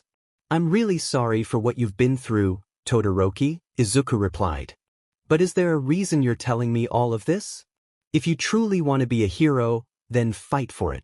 When we face off in the matches, I want you to bring your all against me. Don't pull some cheap loss and give up immediately. It would be a disgrace to your character after what you accomplished in the cavalry battle, Todoroki said, voice unwavering. Those words hit Izuku like a pound of bricks. No one besides Eraserhead had commented on his potential before, and though he was planning on just giving up in the finals, he felt like he owed it to Todoroki to win. To prove himself to everyone. And with Todoroki's declaration, something in Izuku clicked. A new urge to try and win against the almighty hero course overcame his previous resolve. And before he could think logically about it, he heard himself say, I look forward to beating you. Todoroki replied with a smirk, and only a moment later, he was gone. Izuku felt his stomach growl, as he had barely scraped enough together for breakfast this morning. Right food? Izuku's mind had changed. He was going to fight to win. Hey Midoriya, over here. Izuku heard Shinso call as he left the food lineup. Glancing over his shoulder, Izuku spotted Shinso and Hatsum sitting together at a small table. After arriving at the table, Izuku promptly placed his tray down and sat next to Shinso. Looking around, he asked, Where's Monoma? He went to celebrate with his class, but he said he'd talk to us after the tournament, Shinso explained after swallowing a mouthful. Oh, that makes sense, Izuku said, now starting to dig into his dish. He really should start eating better, but healthy food was so expensive and his only income other than his distant dad, which all money went towards tuition and rent, was through side jobs he picked up. And it's not like those are enough to pay for healthy meals and… So, Midoriya, Hatsum said, snapping the boy out of his train of thought. Where'd you run off to with 10 million? You were gone for half of lunch and missed the lineup for the tournament. Sorry for keeping you guys waiting, but we went to this hallway near the bathrooms. He tried to declare war on me for the finals and told me to bring my all, Izuku explained. Truth be told, he was still trying to wrap his head around it himself. But you're not even trying to win? Shinso asked, an eyebrow raising in confusion. That's what I told him. But if I'm being honest, I kinda want to win now. Not even to switch over to the hero course because that's impossible anyway, but to be able to say that I did it. You know? Izuku said almost hesitantly. He didn't want to make Shinso feel like he was trying to steal the spot away. Shinso deserved it more than anybody, honestly. But Izuku's worries disappeared when he saw a wild grin appear on his friend's face. Took you long enough to get warmed up. I was scared you were going to chicken out on me. Can't wait to see how you two boys compete in the finals. It'll be interesting to watch. Hatsum laughed as she got up from her seat. For now, though, I need to make sure my babies are prepared for my match. Bye. Hatsum walked off towards the exit, leaving just Izuku and Shinso alone at the table. So, Izuku started, let's talk strategy. Let's hear what you got, Shinso replied. If there was one word Shota could use to describe how he was feeling today, it would have to be anxious. Which was peculiar because he rarely felt anxious. Today was different. He couldn't stop thinking about the events that transpired the night before. With Karma hunched on the ground and a grown man, a hero, raving about taking him into the police. The sight of a large purple bruise on the cheekbone of the vigilante's freckled face. Seeing his kid's face for the first time, even if it was just one minuscule part of his cheek. It was something, and it proved that Karma trusted him enough to let him look. Though that wasn't the thing that was making him anxious. It was the injury itself that kept the hero up last night. It was a nasty bruise, covering a large portion of the kid's cheek. He was honestly surprised that he noticed the freckles the kid sported with how dark the bruise was. Karma was fortunate enough that the cheekbone didn't seem to be fractured, But Shota still felt on edge with having to wait until tonight to check on the injury again. Karma had been through worse, much worse, but no matter how big or small, Shota always seemed to fret over any wound the vigilante got. It was a young kid putting their life on the line every night. His kid. And he wanted him to be safe, regardless of how unrealistic that wish was. So Shota had to be there to support him, so that the vigilante wouldn't push him away.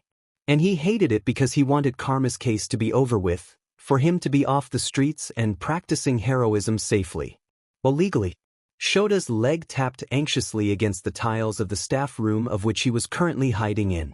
It was the lunch break for the sports festival, so he opted to use the precious time hidden away, hoping that he could spend his lunch undisturbed. If he could just get an hour of peace and quiet. The staff room door busted open before he could even finish his train of thought. And of course, the one behind the door was the only one who didn't know better about disturbing Shota. Or maybe he just didn't care. His husband walked in a moment later, practically buzzing with enough excitement that Shota knew he would be leaving the room with a mild headache at the least. "Ah, Shota, there you are. I had a feeling you'd be hiding out in here," Hisashi said as he walked farther into the room. "Yeah, well, I'd like to keep interactions to a minimum. I'm too exhausted for this, and I still can't believe you signed me up for the co-host spot." Shota replied as he picked up his coffee mug that read "Cat Dad." "What? Hisashi got it for his birthday? Okay." From the desk it was previously resting on. "Oh, come and show. You know no one can rock that microphone like you can. Your commentary's been great so far," Hisashi encouraged. "Plus, we're in the finals now, it's about to get real exciting." "Calm down, I didn't say I was going to quit," Shota reassured as he took a sip from his still scorching coffee, just how he liked it. Shota rolled his eyes when he witnessed a sigh of relief come from his husband. He wasn't planning on quitting the job, even if he didn't particularly enjoy it, but it was fun to watch his husband stress over it. "Speaking of," he added, "what are your thoughts about the final 16? Shota asked. "Honestly, Todoroki or Bakugo probably have it in the bag this year, but I'm so proud of how far my two kids got," Hisashi said as he took a seat next to his husband, his nose scrunching at the smell of pure black coffee. Hisashi had always been more of a tea drinker. "Ah, Shinso and Midoriya, correct? I must admit that I found them quite intriguing. I've never seen that kind of strategy during a cavalry battle before," Shota commented. Shota was beyond impressed with their skills, it being a pure example of what training and practice did for someone. But even still, something felt off. He couldn't place his finger on what made his mind reel with confusion. How they, specifically the green one, Midoriya, carried himself and his team. It was something so indescribable yet familiar all at once that Shota couldn't directly pinpoint what it was. The way he jumped from his team, or even just how he ran, had Shota's mind running full-time to try to make a connection. And all that did was leave him with a bigger headache than before. "So great." "Yes," Hisashi exclaimed, "I knew they were serious about winning, but their performance had me on the edge of my seat." "Wow, you underestimate your students that much?" Shota asked teasingly. "You know what I mean," his husband scoffed, slapping his shoulder and almost spilling the coffee that was still warming his hands. Shota sent him a glare in retaliation. "Speaking of our kids, how's your listener?" Hisashi asked. "You mean Karma?" Shota replied, almost exasperated. "So you do think he's your kid?" the blonde claimed, his voice an octave higher than usual due to excitement. Yeah, whatever. And he'd be better if he wasn't constantly in trouble. He's seriously going to get injured beyond healing if he continues at this pace. No kid should be doing full-time patrols while balancing school," Shota sighed. This kid was definitely the reason for his newly grown gray hairs. Still no progress, huh?" Hisashi replied, previous excitement dulling a little. "Well, not exactly. I saw part of his face last night, so that's something new," Shota said, taking another sip of his coffee. "You what?" Hisashi yelled, shaking Shota like the explanation would fall in his lap if he shook him hard enough. The motion swished some coffee along the side of his mug, almost spilling it onto his lap. "Jesus, Hisashi, watch it," Shota reprimanded. "But yes, I did." Blackjack, a rookie underground pro, thought it was a rational idea to try to take Karma in. Said I was going soft or something idiotic like that. And when the kid tried to flee, he ran into Blackjack's Quirk. I'm still surprised he let me see the injury, even if it was a minuscule part of his face. I still take it as progress regardless, Shota explained as his husband listened intently. If there was one thing that got the hero to shut up, it was karma. That's incredible news, Sho. I'm sure he'll open up to you fully any day now, Hisashi said. Shota smiled grimly. Speaking of, Midoriya actually reminds. Before Shota could finish, the speakers that littered the building came to life, with Midnight's voice filling them a second later. The finals will begin shortly. Everyone, please make your way back to the stadium. I'll tell you after, Shota sighed as he downed the rest of his coffee in one swift motion. After placing the now empty mug on the desk, he followed Hisashi out the door and back towards the commentary booth. He had a long afternoon ahead of him. Round 1. Match 1. Momo Yaoyorozu vs Eijiro Kirishima. Match 2. Izuku Midoriya vs Nito Monoma. Match 3. Shoto Todoroki vs Hantashiro. Match 4. Tenya Ida vs Mei Hatsum. Match 5. Setsuna Tokage vs Katsuki Bakugo. Match 6. Reiko Yanagi vs Mina Ishido. Match 7. Ibara Shizuki vs Denki Kaminari. Match 8. Hitoshi Shinso vs Itsuka Kendo. After learning the lineup for the first round, Izuku chose to skip right to strategizing against Kirishima and Yaoyorozu. It's not that he didn't think Monoma was talented, it's just, he didn't really stand a chance. Izuku was quirkless, so his quirk wouldn't work on him, and as far as Izuku knew, Monoma didn't know about his status. He kinda felt bad for the guy deep down, but what else was he supposed to do?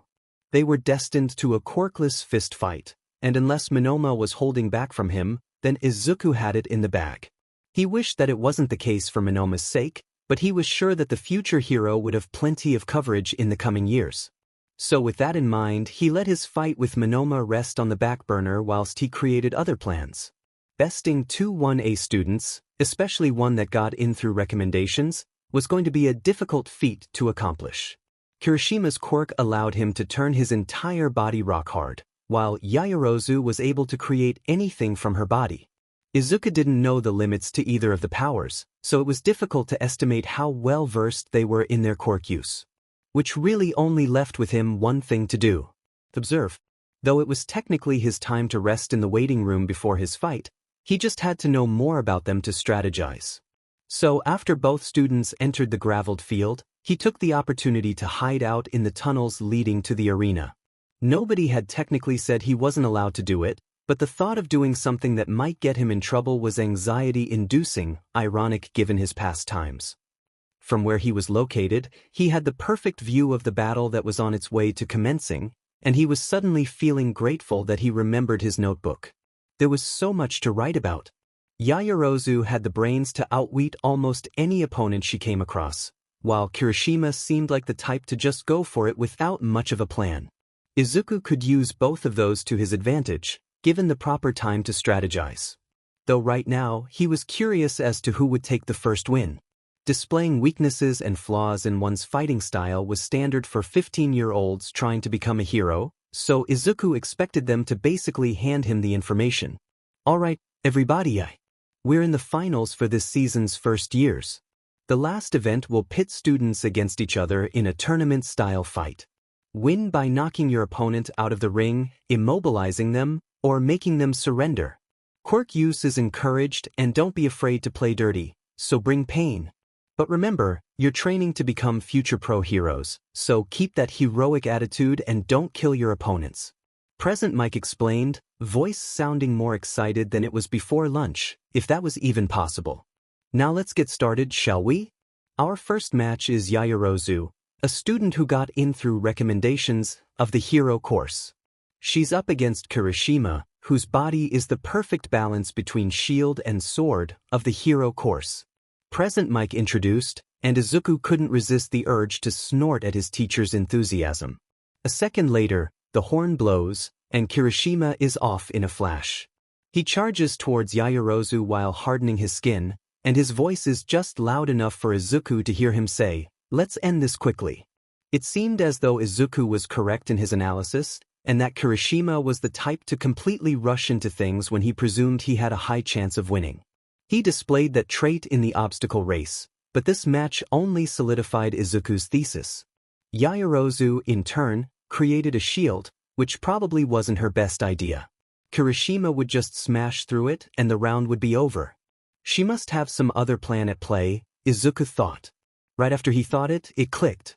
As Kirishima lunged at the shield, his hardened arms clashing back and forth against Yaoyorozu's apparently unbreakable shield, Yaoyorozu was trying to create something on her forearm that was pushing against the back of her shield. Each powerful strike against now dented metal brought Yaoyorozu closer to the border of the ring. She was about 7 hits away until her feet would be past the bolded lines, and like that, she'd be done.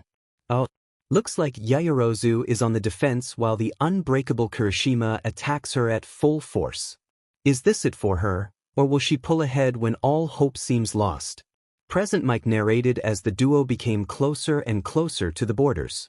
Kirishima, who was focusing on forcing his opponent out of bounds, didn't seem to notice his classmates' ulterior plans. The sparkle that indicated her quirk was at use shined behind large metal, hiding it from the view of her opponent. 7 hits turned to 6, and 6 into 5. Izuku still couldn't tell what Yaoyorozu was trying to make, her creation time probably slowing when overwhelmed, something Izuku would use against her if she faced off against him next. It formed at a pace akin to a snail, and even Izuku was feeling on the edge of his seat, if he was sitting in one. With only 2 hits remaining until Yaoyorozu would inevitably be out of bounds, the sparkling stopped, either indicating that she accepted fate and gave up or that the creation was complete. Another punch. As Kirishima lifts his arm to go in for the finishing blow, Izuku notices Yaoyorozu whip something towards his calf, successfully wrapping it around the hardened skin. A moment later, she pulls with the remaining strength she has and Kirishima tumbles backwards, flying onto his back. The horn sounds, signaling the match's conclusion. Izuku looks down to the ground where Kirishima is lying and notices what Yaoyorozu's plan was. Kirishima's foot is outside the bounds, Yaoyorozu's only a millimeter away. Some sort of cloth lies on the ground, still wrapped around Kirishima's now softening leg. Izuku wasn't sure if that was her plan all along, but by the look of disappointment on her face, he assumed it was a last-minute ordeal. Yaoyorozu is the winner of the first match. Midnight cheered. Both are huffing frantically, and when Yaoyorozu seems to have gotten a clear head, she extends her hand out to where Kirishima is still laying on the ground. When he notices the invitation, he accepts and raises back up onto his feet. They share a knowing glance, with Kirishima giving a full-teeth smile and shaking her hand firmly. Soon after, they both leave the field, the crowd cheering Yaoyorozu's name as she walks off. Whoa, looks like Yaoyorozu had a plan after all. Those were some killer moves she pulled at the end. Can't wait to see what she does in the next round. Present Mike exclaimed.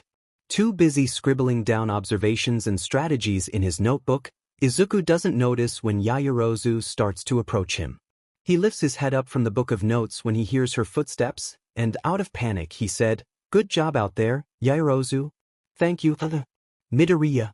"Thank you, Midoriya." She smiled grimly, obviously unsatisfied with her win. Izuku would have to look into that later. He doesn't have a chance to respond, though, because a moment later, Izuku hears the familiar voice of his homeroom teacher. "Alright everybody. Match 2 is about to begin. Now introducing Izuku Midoriya and Nito Monoma." As Izuku entered the blinding arena, he realized that his situation was really starting to sink in. He was in the UA Sports Festival, competing in the finals for first place. Going against UA students, the toughest group of future heroes that one could come across. He was definitely screwed. Present Mick's voice blared through the speakers as Izuku walked across the grass and onto the dirt-filled rectangle where the match would take place. The crowd, as always, was cheering at an unrivaled level, the encouragement only increasing the pressure he was accumulating. Midnight and Cementos sat right outside the borders, not only playing ref, but as backup in case the match went south. Across from him, only a couple of meters away, was Monoma, who was sporting his typical mischievous grin. If only he knew, Izuku thought grimly. On the right we have our first general studies student of the day. Izuku Midoriya's team placed first in the cavalry battle with a combination of teamwork and his leadership. Does he have any more plans up his sleeve for the finals? Present Mike narrated, and wow, Izuku did not need that much of an intro. On the left is Class B's Nito Monoma. He was also on Midoriya's team during the cavalry battle, so it seems that we have our first former teammates fighting against each other. Present Mike continued, and if Izuku didn't know any better, his teacher was definitely picking favorites. After midnight signal, the horn blared, indicating that the match had begun. Just as Izuku was about to speak, Monoma beat him to the punch. You know, Midoriya, I asked around and nobody seems to know anything about your quirk, which I find rather intriguing, Monoma said, the glint in his eye from earlier becoming more visible. Just as Izuku was about to reply, he slapped his hand over his mouth. There was one thing that he had forgotten to consider when strategizing against Monoma. He could copy quirks, which he knew, obviously, but does that mean he took someone's before entering the arena? Could he have multiple quirks at his disposal right now? Could he have copied Shinso's? Izuku was completely in the dark, and so in response, he stayed silent and slowly backed away from Monoma in an attempt to keep some distance between them while formulating a new plan. Cold move from Midoriya, Present Mike commented. He completely ignored Monoma and chose to back away from him. Oh come now, Monoma said. I didn't copy any quirks before entering the match. Not even Shinso's, as you seem to be under the impression of. Izuku lifted an eyebrow, unconvinced, and Monoma let out a huff. A stubborn one, aren't you, Midoriya? Monoma chuckled to himself. As I mentioned, you're a mystery among the students here. Nobody seems to know what your quirk is, and you haven't mentioned it either. What is he on about? Izuku thought as they slowly walked in circles, each step gradually growing closer to the other. Most people love talking about their quirks, and you seem to be no different, at least about others. Your analysis on your peers are quite in-depth from what I've heard, yet you haven't mentioned a word about your own. Why is that? Monoma asked after his short monologue. He seemed to love the sound of his own voice, Izuku considered. Or maybe this was his way of trying to get him to talk. In response, Izuku shrugged, still opting not to speak. Just in case. An agitated look spread across Monoma's face as his eyes slightly twitched.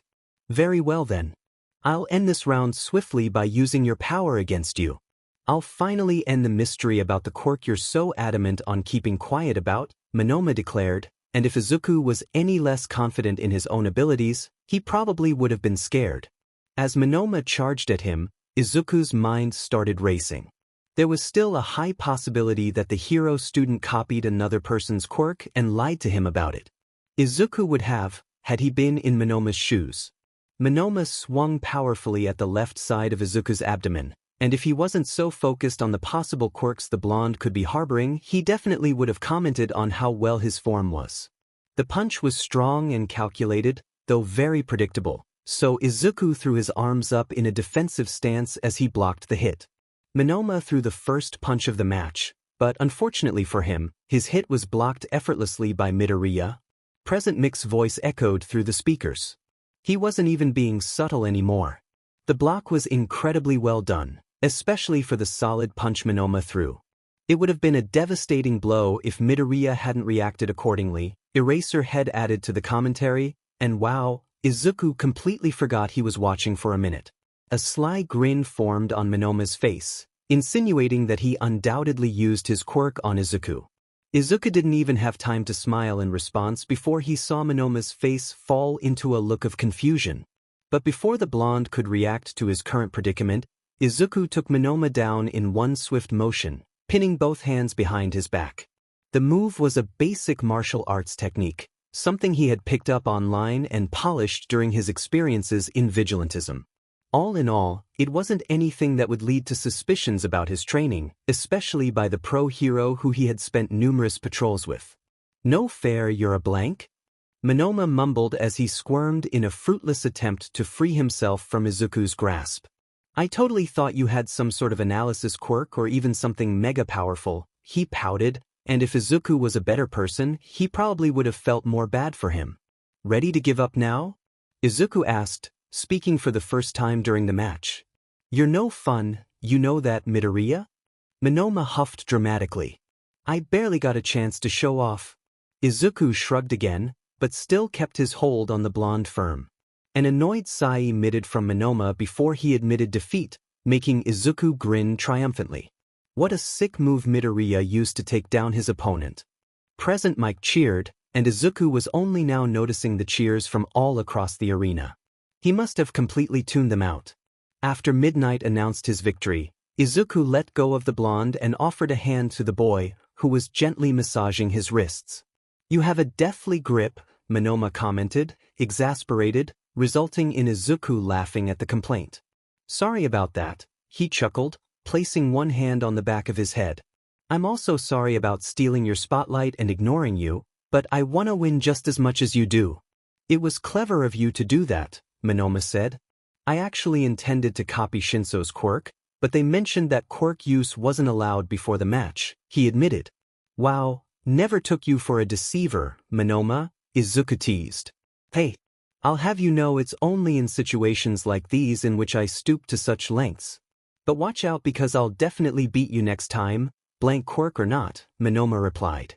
"I'm holding you to that." Izuku smiled as he started to walk back towards the large exit doors. When he made it back into the dark tunnel, Izuku sighed heavily in relief.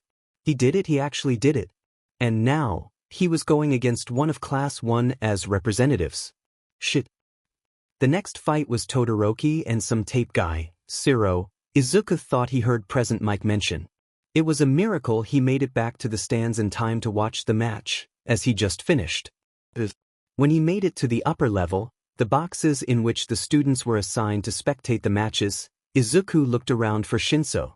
After scanning the area, his eyes landed on the purple-haired boy he called his friend. He walked over to Shinso, whose gaze was intently focused on the match that was about to commence. "Hey, Shinso," Izuku greeted as he sat down in the empty seat next to him. "Oh, hi," Shinso replied, his attention leaving the field to settle on Izuku. "Congrats on winning the first match. I'm sure Monoma is pissed, though." "Haha, yeah, he wasn't too happy that his quirk didn't work on me, that's for sure. He was basically doomed to fist fight me, and I know you've had first-hand experience with that." Izuku smirked as he watched Shinso shudder at the memory. "Don't remind me. There hasn't been a time when you haven't kicked my ass. You're actually ridiculous, you know that?" Shinso replied, causing Izuku to bark out a laugh. "Now you know I only do this for your own sake, Mr. Feels defeated after 2 spars, Izuku teased lightheartedly. "Don't blame me for feeling defeated when you're literally impossible to beat. When was the last time you lost a fight actually?" Shinso complained. Izuku hummed in thought before answering, "Honestly, I can't even remember. I have come close to losing before, I just know how to pick my fights." "If that's supposed to make me feel better, then you're failing miserably," Shinso said, rolling his eyes. "Oh, by the way, what's up?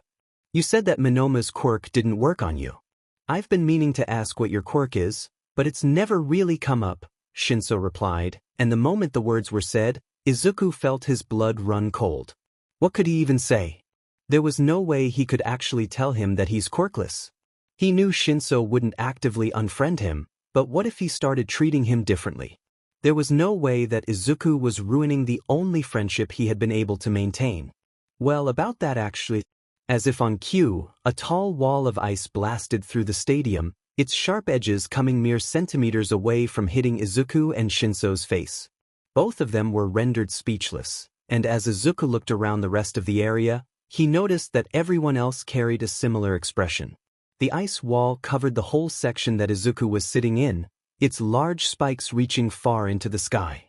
A white fog settled around the arena due to the frigid blast of ice meeting the humid air of late spring. So much power in a singular attack. Not even a minute later, the sound of the sports festival horn blew, followed by midnight cheering. Siro has been rendered immobile.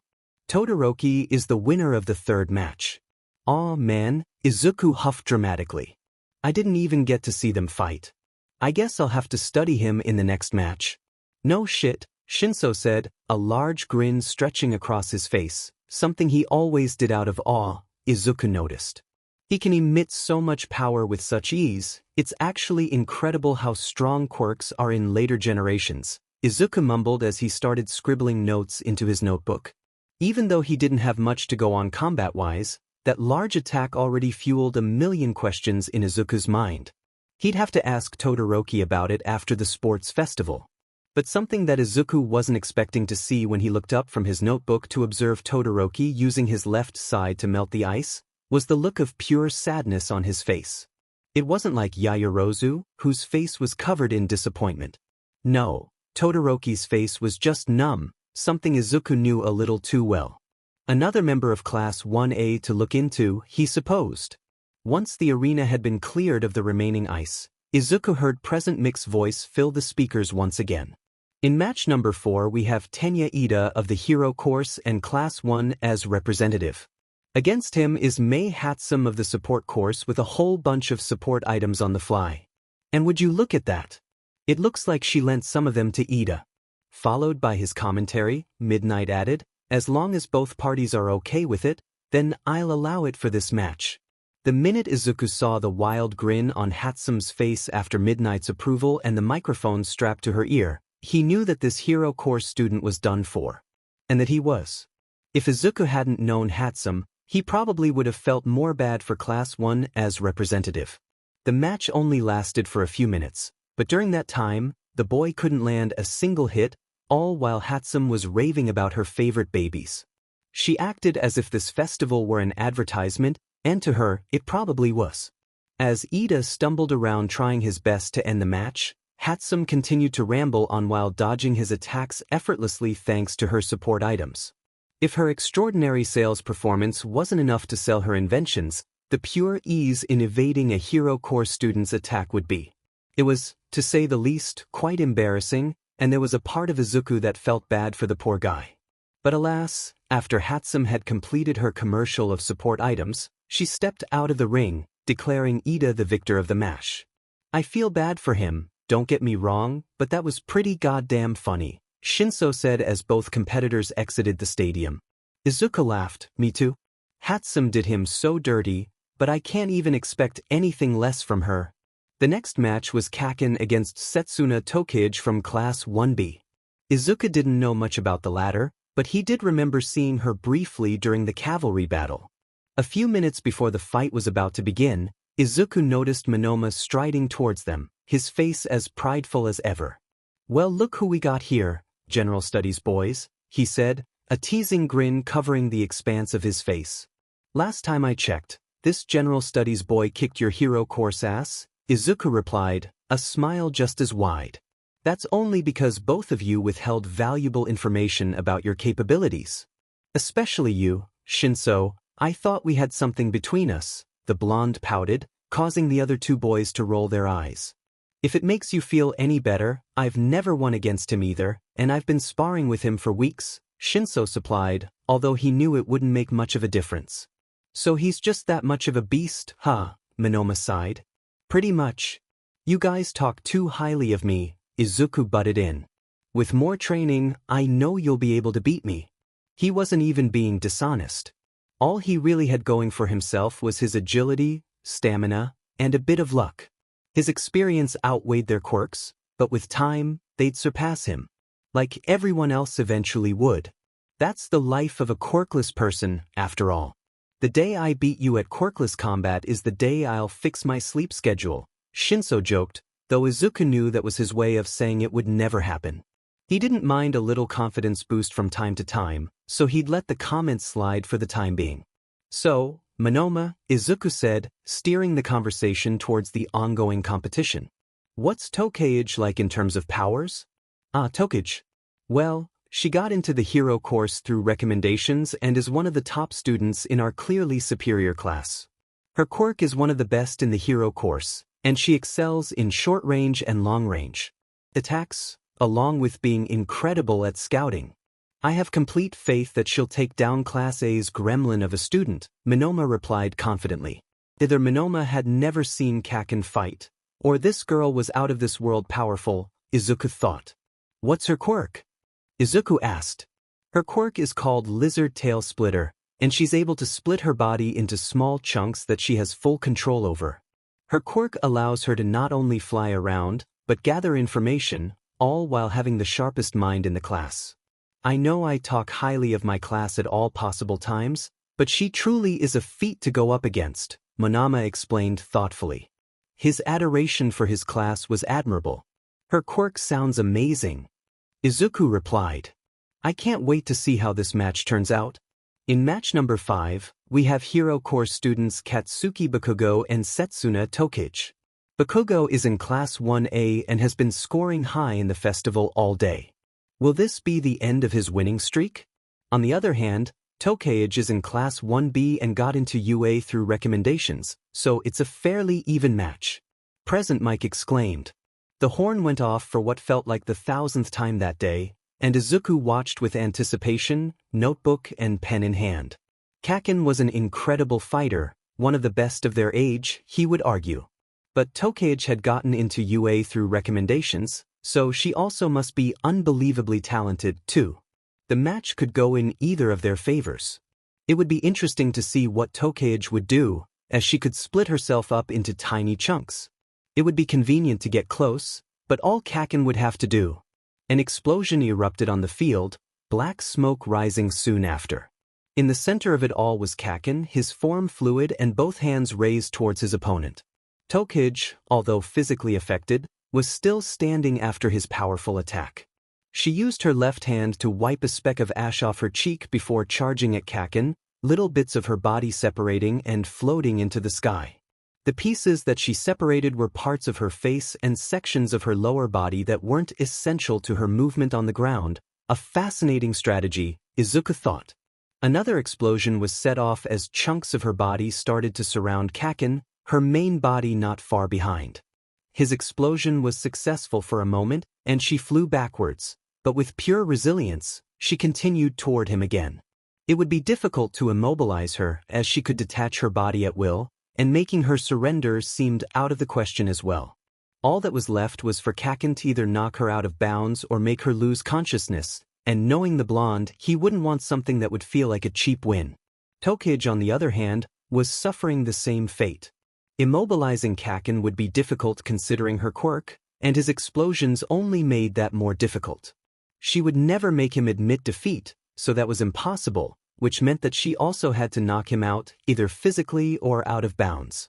Considering both their skills and circumstances, this match could really go either way. All it would truly come down to was who could pull off their plan faster. After more explosions were set off, the strength of the attacks rattling the arena, Tokage retreated, her eyes gleaming with something unknown, bullets of sweat rolling down the side of her face. Kaken was in a similar state, sweat rolled down the sides of his face and palms. His eyebrows were furrowed more than they typically were, meaning that Kaken was getting seriously annoyed, which said a lot, as he was always annoyed. With a smirk on her face, Tokage sighed, leaving the blonde looking around confused. At that moment, only 3 people seemed to have known what was about to happen: Tokage, Katsuki, and Izuku. It happened within the span of a blink. Tokage's separated body parts banded together in an attempt to knock Kaken off his feet, which, by what Izuku observed, would be just enough time for her to run over and detain him. But almost simultaneously, another explosion emerged from his palms, this one more straightforward than the rest. However, it wasn't enough, and Tokage was able to make it to Kaken's side and pin him to the ground. The horn blared, signaling that the match was over. Katsuki Bakugo is the winner of the match, midnight announced. A large uproar burst throughout the stadium, all viewers booing the conclusion. Izuku wasn't surprised, only a select few people would have noticed the true situation, so of course common civilians wouldn't pick up on it. Oh, come on.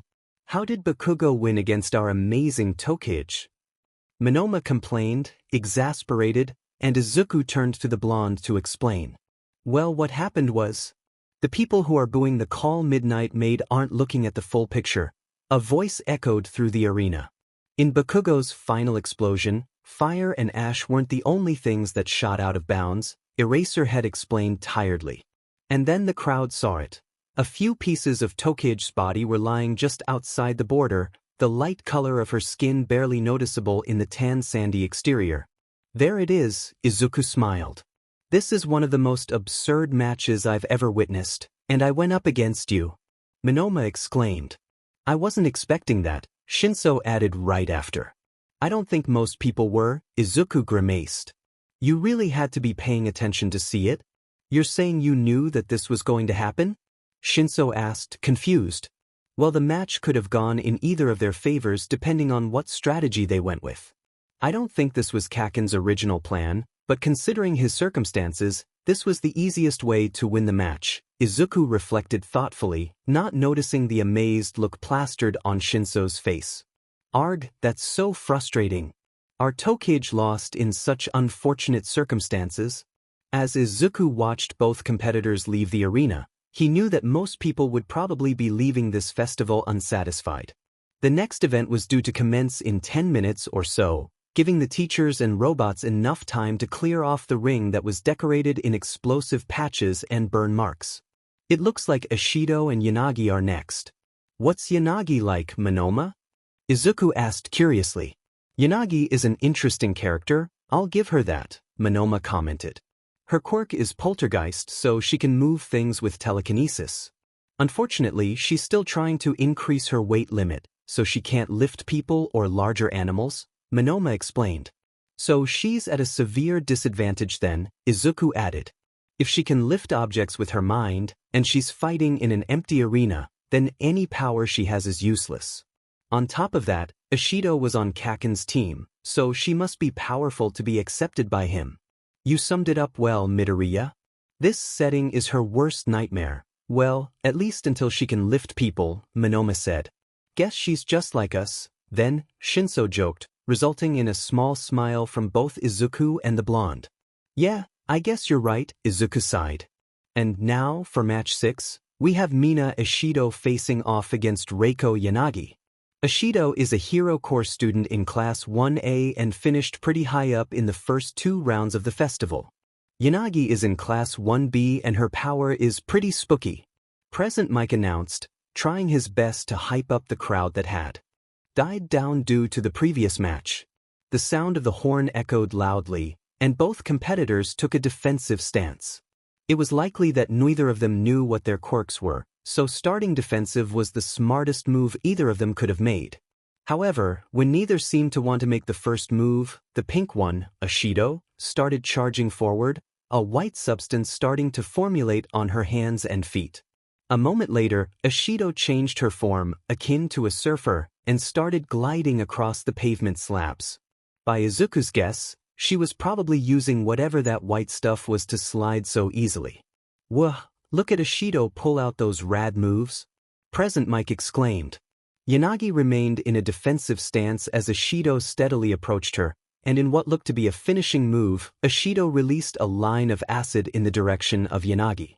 With a second to spare, the acid froze a couple of centimeters before Yanagi and in an instant, it was launched right back at Ishido. Ishido used her arms as a shield in an attempt to block the white acid from hitting her face, resulting in it splatting against her pink arms and fizzling out a moment later. Holy crap! Ishido's acid started moving out of nowhere. Is this part of her quirk or is this Yanagi at work? Present Mike asked excitedly. That's actually incredible. Izuku exclaimed, jotting down a bundle of words in his notebook. You wouldn't expect that she'd be able to move a fluid like Ishido's acid, but it seems that what she can move is limitless, given the proper training. And those reflexes are awesome. The way she sent it back without even hesitating. From the start of the year, Yanagi has proven herself to be very skilled in controlling her quirk, so she's definitely capable of taking down this member of Class A, Monoma said soon after, as confident as ever. Eyes drifting back to the match at hand, Izuku noticed how Ishido didn't flinch at the acid of Yanagi's counter, insinuating that she didn't feel the effects of her acid as Yanagi was probably hoping. His theory was proven correct a second later when Yanagi tried to use the acid off the ground as a last-minute weapon, but ultimately failed when Ishido didn't react to her acid. In one final move, for the second attempt of that match, Ishido launched herself into Yanagi's space, violating her with a brutal uppercut to the face. Now I know that hurt like hell, Izuku said, gritting his teeth. Yanagi's head flies upwards at the contact before the rest of her body tumbles to the ground. Ashido grimaced as she landed on the pavement a few feet away from Yanagi, mouthing a silent apology to the girl before wiping the remaining acid off her arms. That was a wicked punch Ashido just released on her opponent. Yanagi is out cold, so it looks like Ashido won match 6. Present Mike cheered, the crowd following soon after. That was completely unnecessary, Monoma pouted. Seems like Class 1A is stronger than you thought, huh? Izuku teased, causing Monoma to pout further and Shinso laughing at both of them. I merely underestimated their abilities, Monoma said, waving his hand in the air as a form of dismissal. Not just Class 1 either, Izuku added, sending a mischievous smile towards the blonde. Okay, I'm heading down to start preparing for my match, Shinso announced, interrupting the banter between the two.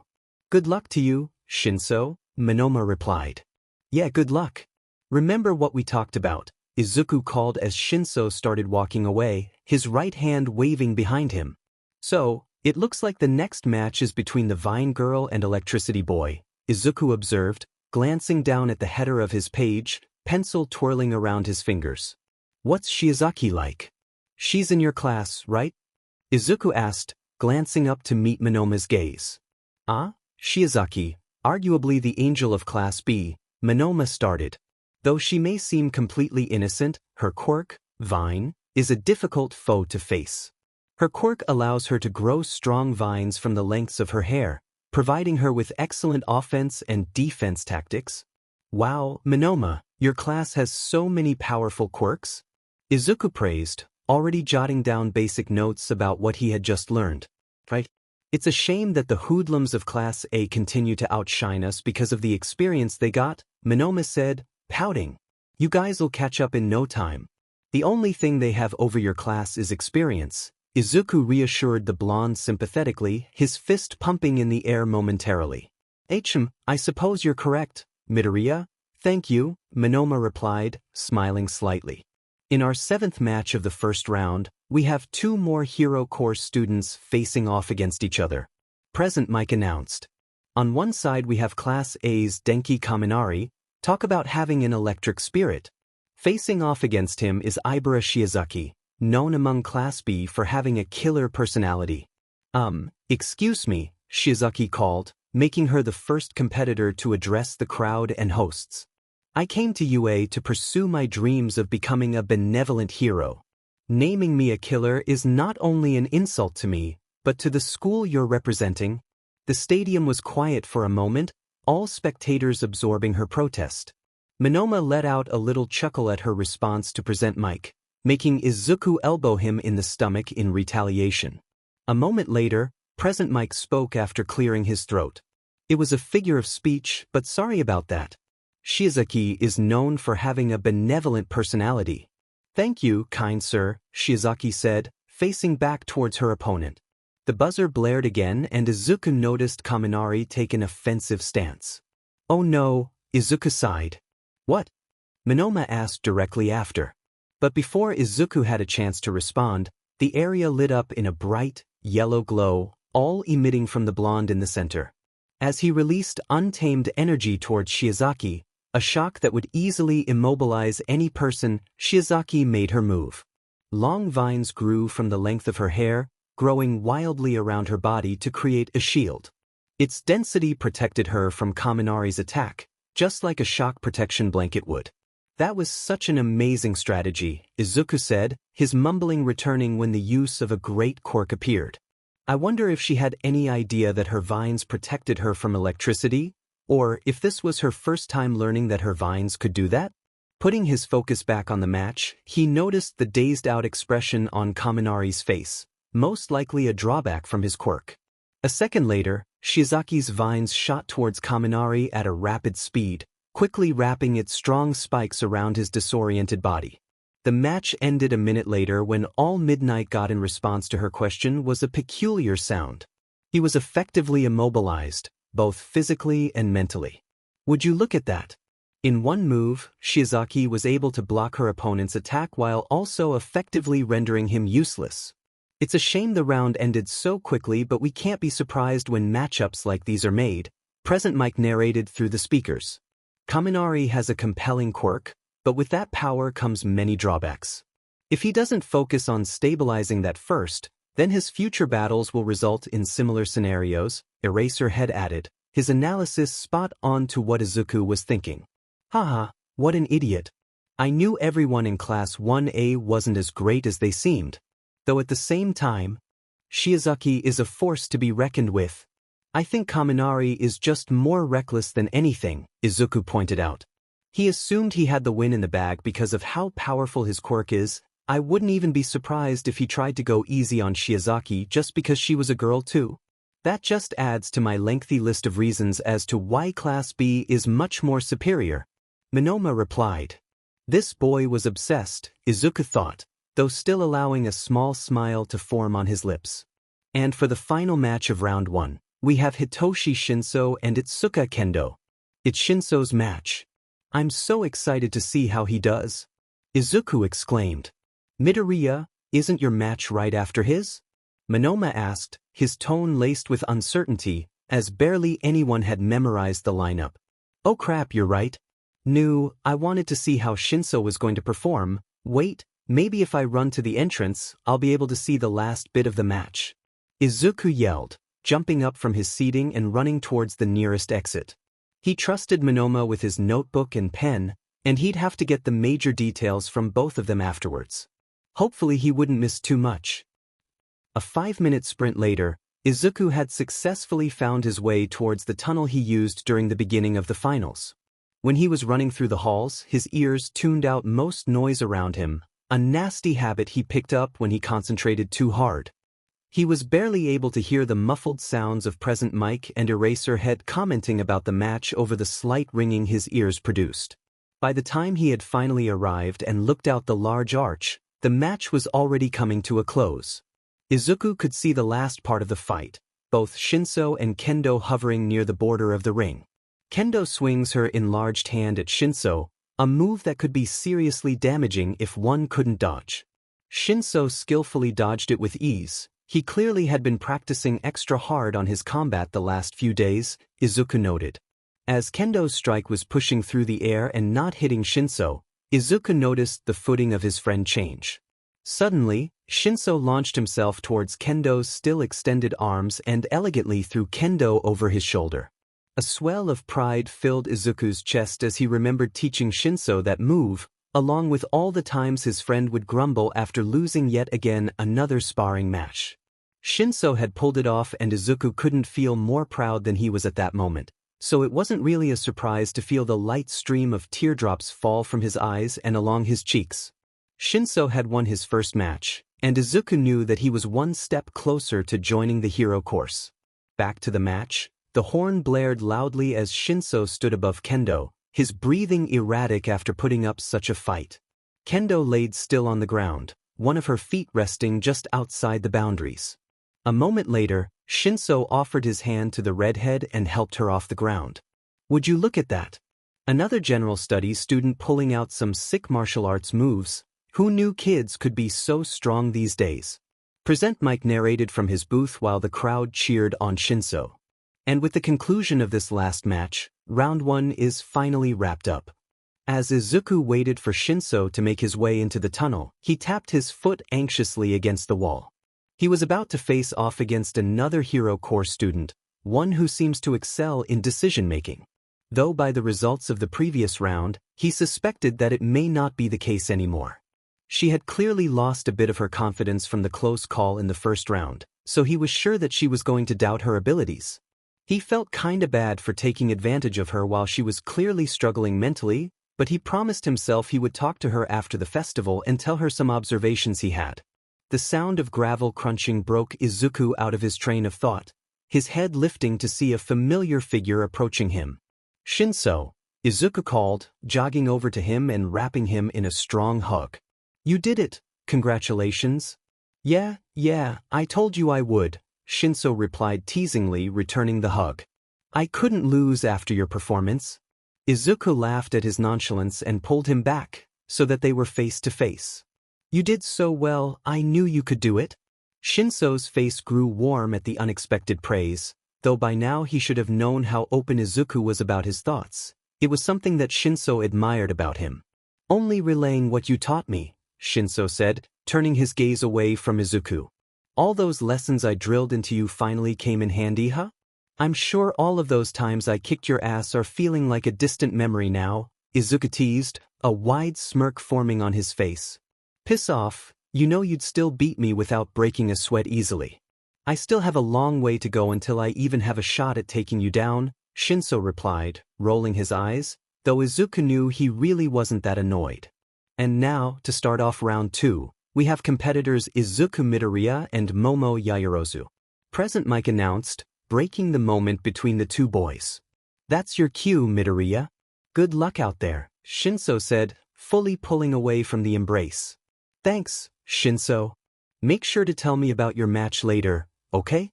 Izuku replied as he started to walk out of the tunnel. "I will." As Izuku headed out of the tunnel and back onto the grassy field, the butterflies swarming his stomach had tripled. This was going to be an interesting round, that was for sure. Round 2. Match 1. Momo Yaoyorozu vs Izuku Midoriya. Match 2. Shoto Todoroki vs Tenya Ida. Match 3. Katsuki Bakugo vs Mina Ishido. Match 4. Ibara Shizuki vs Hitoshi Shinso. If there was one thing Izuku Midoriya wanted to learn in his life, it was to rely on fewer people for his successes. Which was ironic, right? He lives by himself, pays his own bills, and picks up any side job he can get his calloused hands on. He excels in every single one of his classes, even if it feels like too much to handle. He's a goddamn vigilante, for Christ's sake. He is the epitome of self-sufficiency and survival, a damn legend in the streets. Yet somehow, someway, his plans always fall to the mercy of his peers. Obstacle race. He relied on the people around him to show off their quirks. Hell, even Todoroki managed to help him get to the finish line. The cavalry battle. His team barely did anything the whole time. They sat there with a cowardly plan that he came up with and relied on the other participants to hash it out. He waited for Todoroki and Kaken to make a move just so he could swoop in and steal their glory. And now, with Izuku being in the finals, he's doing it again. If he hadn't been able to push Shinso as far as he did in the festival, he probably would have been more upset with himself. But his plans, though exceptional, made him doubt his overall abilities. He's only been using people this whole time to get where he is? How heroic is that? Was this truly the path he wanted to take? Goddammit, focus, Izuku. Now's not the time to second-guess the victories so far. Wait until after the festival. After all, he was sure that Yaoyorozu was in the same boat as him, given the state of mind she seemed to be in the last time they interacted. Though he didn't feel particularly great about benefiting from the suffering of others, he knew that with the low self-esteem that Class A's seemed to have plenty of, it would be logical to target it if he wanted any chance of winning. Damn morals getting in the way. As he stood in front of Yaoyorozu, fighting stance as confident as ever, he used the remaining 30 seconds before the match to contemplate his current dilemma. The only way he would win against someone with a quirk like this is if he was able to get in their head, overwhelm them, and go in for the kill. But Yaoyorozu seemed so upset already, he would surely only make it worse. But don't they say that one should be struck down before getting built back up? Crap, there were too many options to choose from. He wasn't sure where this wave of second-guessing came from, as not only 5 minutes ago he was fully prepared to kick Hero Core's ass, but as he studied Yaoyorozu's demeanor intensively, he could understand why. She looked so similar to how he used to be, fake confidence oozing out of every pore of her body, a determined look resigned on her face, though Izuku knew her brain was running a mile a minute. So many choices, Izuku sighed. The buzzer blared around them, snapping Izuku out of the ongoing internal crisis his mind was having. Guess it's being decided on the fly, Izuku thought as he tentatively took a few steps backward. He readied his body in a position that would let him move at any given second, his feet a considerable distance apart, in an attempt to find balance through his shaking nerves. Before getting a moment to think, Izuku noticed the signature sparkle of Yaoyorozu's quirk, which only meant one thing: she wasn't going to hesitate. She's most likely going to act recklessly since she seems to doubt her current abilities, which then leads to the conclusion that her strategy must be pure instinct. Izuku grimaced as he considered his two choices. He really didn't like being put in situations like this. He aspired to save, not shatter the confidence of others. Yaoyorozu's arm continued to glow as her right hand balled into a determined fist. It's now or never. Without another second of hesitation, Izuku leaped forward, his body shooting off at a right angle towards Yaoyorozu. Surprise flashed through her glossy eyes as she noticed Izuku's sudden advance towards her, and she quickly looked down at her arm in a fruitless attempt to urge whatever she was creating to form faster. And Midoriya's off in a flash. What kind of plans does this young fighter have against the powerful hero core student? Are we going to witness a similar fate to Monoma? Present Mike declared, both of his hands gripping the announcement mic in anticipation. His students always seemed to leave him on the edge of his seat. To his right, Shota sat in a matching chair, sporting his typical deadpan expression, though by the way he was subtly gripping the seat handle, Present Mike had a feeling he was just as much on edge. Izuku stopped his lunge after he successfully launched himself directly behind Yaoyorozu, ready to kick her legs out from under her and drag her to the border. It was a simple plan in hindsight, one almost akin to how Yaoyorozu herself took out her previous opponent, Kirishima. Before he could, however, Yaoyorozu whipped her body around to follow Izuku, making him leap backwards to dodge her sporadic fist flying towards his face. Her arm continued to glow as he landed a few feet away with a thump. He bounced on the balls of his feet momentarily as he contemplated his next move, noticing how Yaoyorozu's face slowly started to get more agitated. He ran at her again as he prepared to reach for her arm, hoping that the strength of his grip would cease her current creations. As his outstretched hand made contact with her left arm, he swiftly twisted it in a similar motion he used with Monoma. Avoiding conversation altogether was his impromptu plan, so he opted for a quick takedown to get the job done rather than trying to play with her mentally. At least, that was the plan until he heard the faintest of clicks echo near the vicinity of his arms. He looked down quickly as he and Yaoyorozu fell to the floor, his one arm still gripping her wrist and the other was handcuffed through his goddamn pants. He tugged experimentally and realized that the only way to break free would be to rip through the waistband. The one cuff was locked on tightly to his wrist, and Izuku swore he could feel the metal digging into his skin. The other poked a hole through the fabric under his waistband and was folded up and over the waistband to lock it in place. He was essentially tied to his own pants, with the only way to freedom being to rip the band or take his pants off. What's this? It looks like Yaoyorozu used a pair of handcuffs she created to restrain Midoriya. Bet no one saw that one coming, not even you, Eraserhead. Present Mike said, his voice unable to hide the shock he was experiencing. Given that she had almost nothing to handcuff him to, I can admit that it was a creative idea, Eraserhead commented soon after. He wasn't sure how she was able to not only handcuff his wrist but also send the single strand through his pants to essentially tie him to his own body, but he was too pissed off to be impressed. This was his only pair of gym clothes, god damn it. Handcuffs, seriously? Too scared to throw an actual punch that you relied on tying my arm down?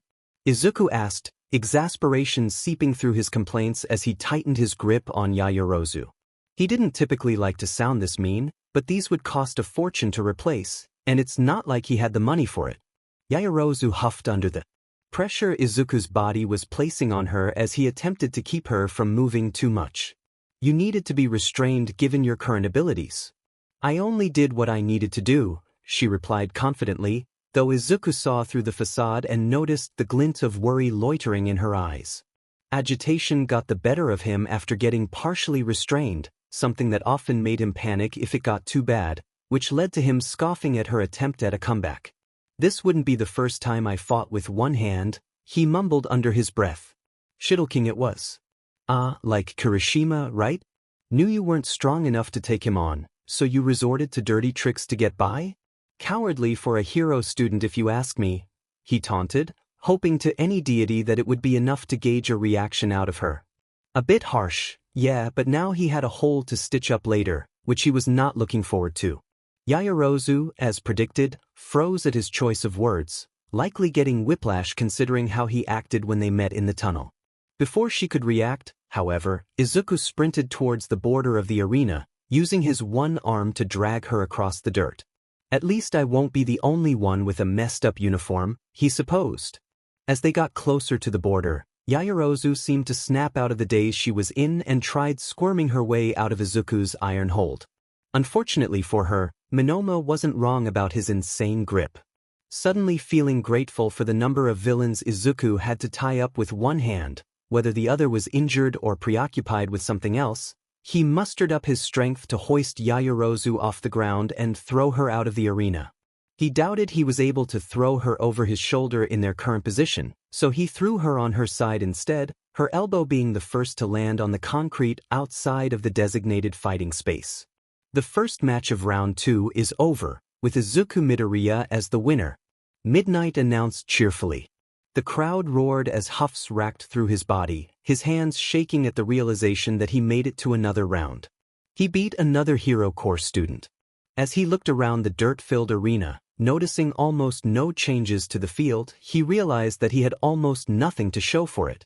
The matches just keep getting more pathetic, he thought to himself as he considered how lame his fights were compared to the others so far. He swallowed the doubt down, though, remembering that he still had stuff to do before he could feel bad about himself. He looked over at Yaoyorozu, who was slowly getting off the ground, and reached his hand out to her on instinct. She looked at him hesitantly before she accepted the gesture, and pulled herself off the ground.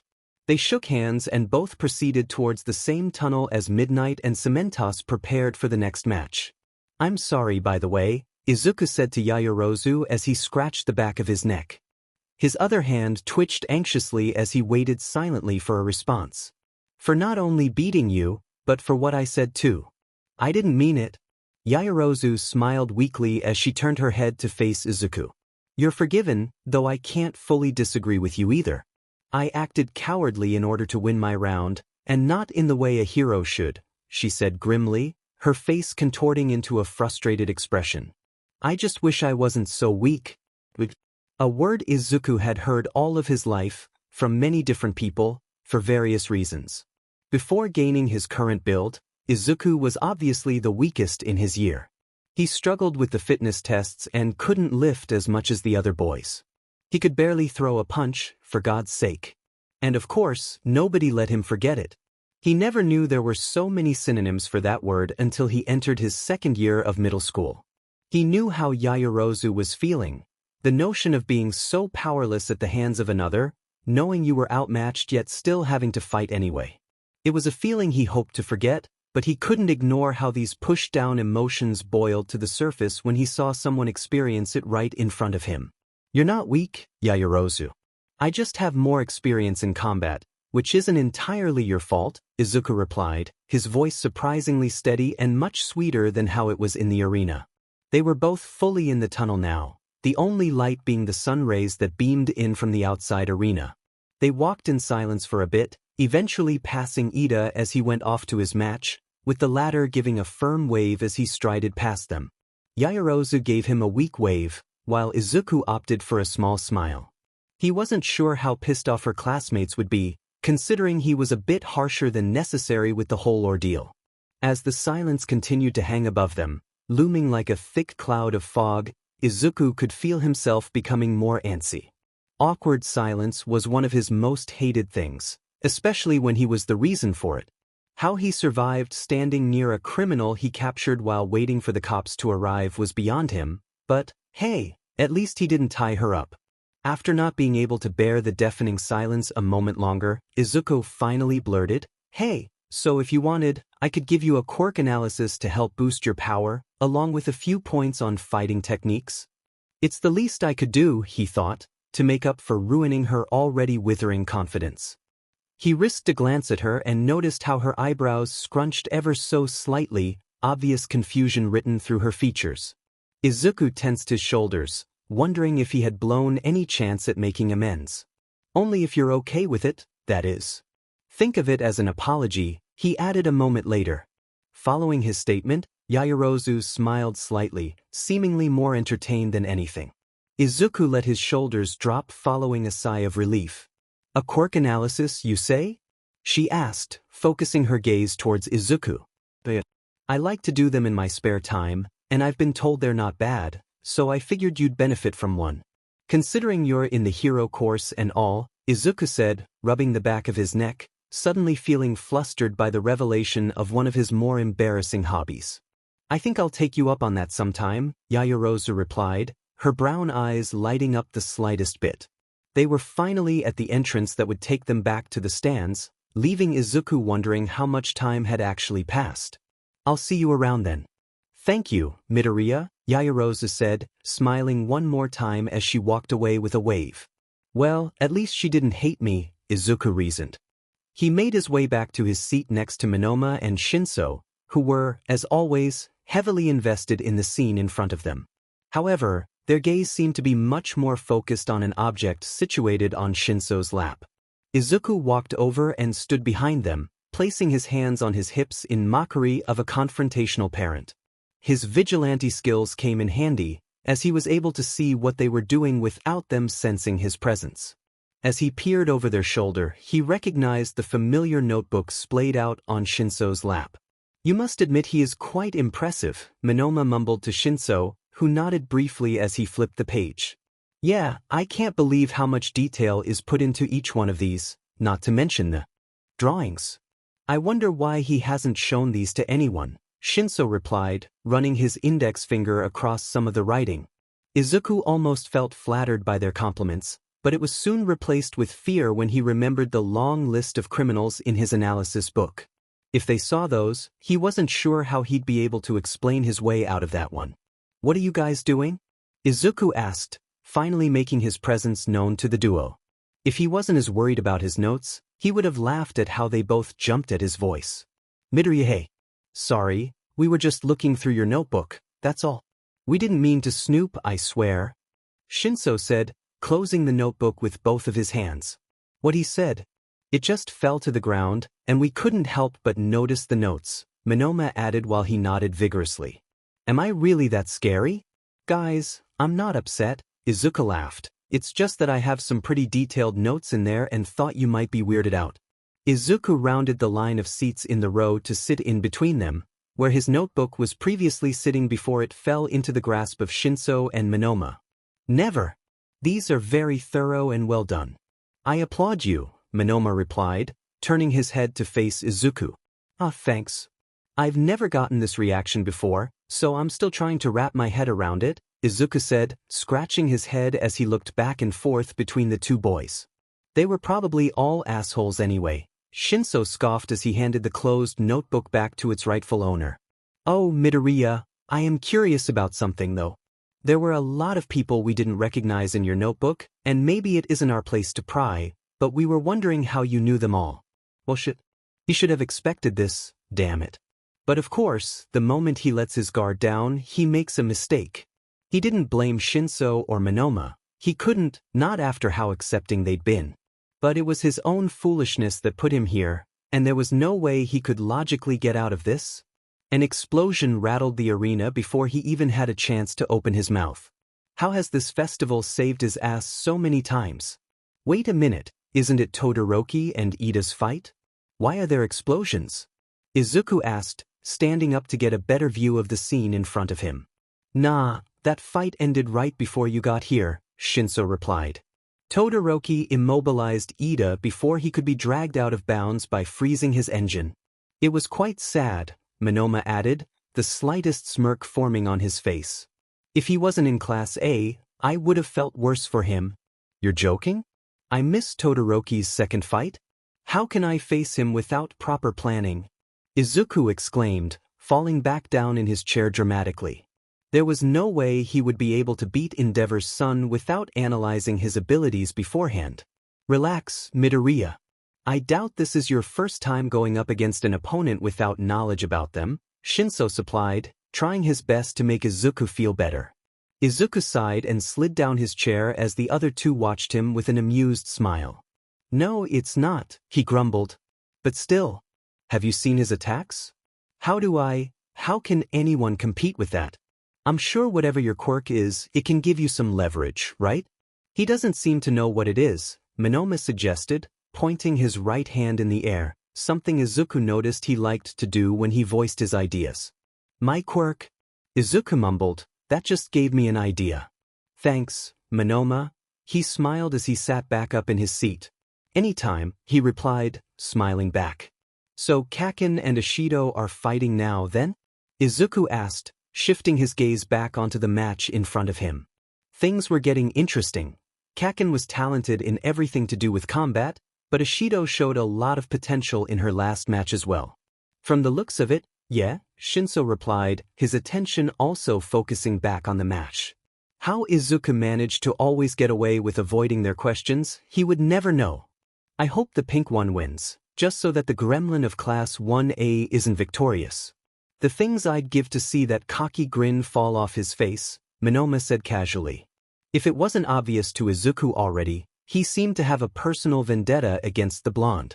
Yeah, Kaken tends to leave impressions like that, Izuku chuckled.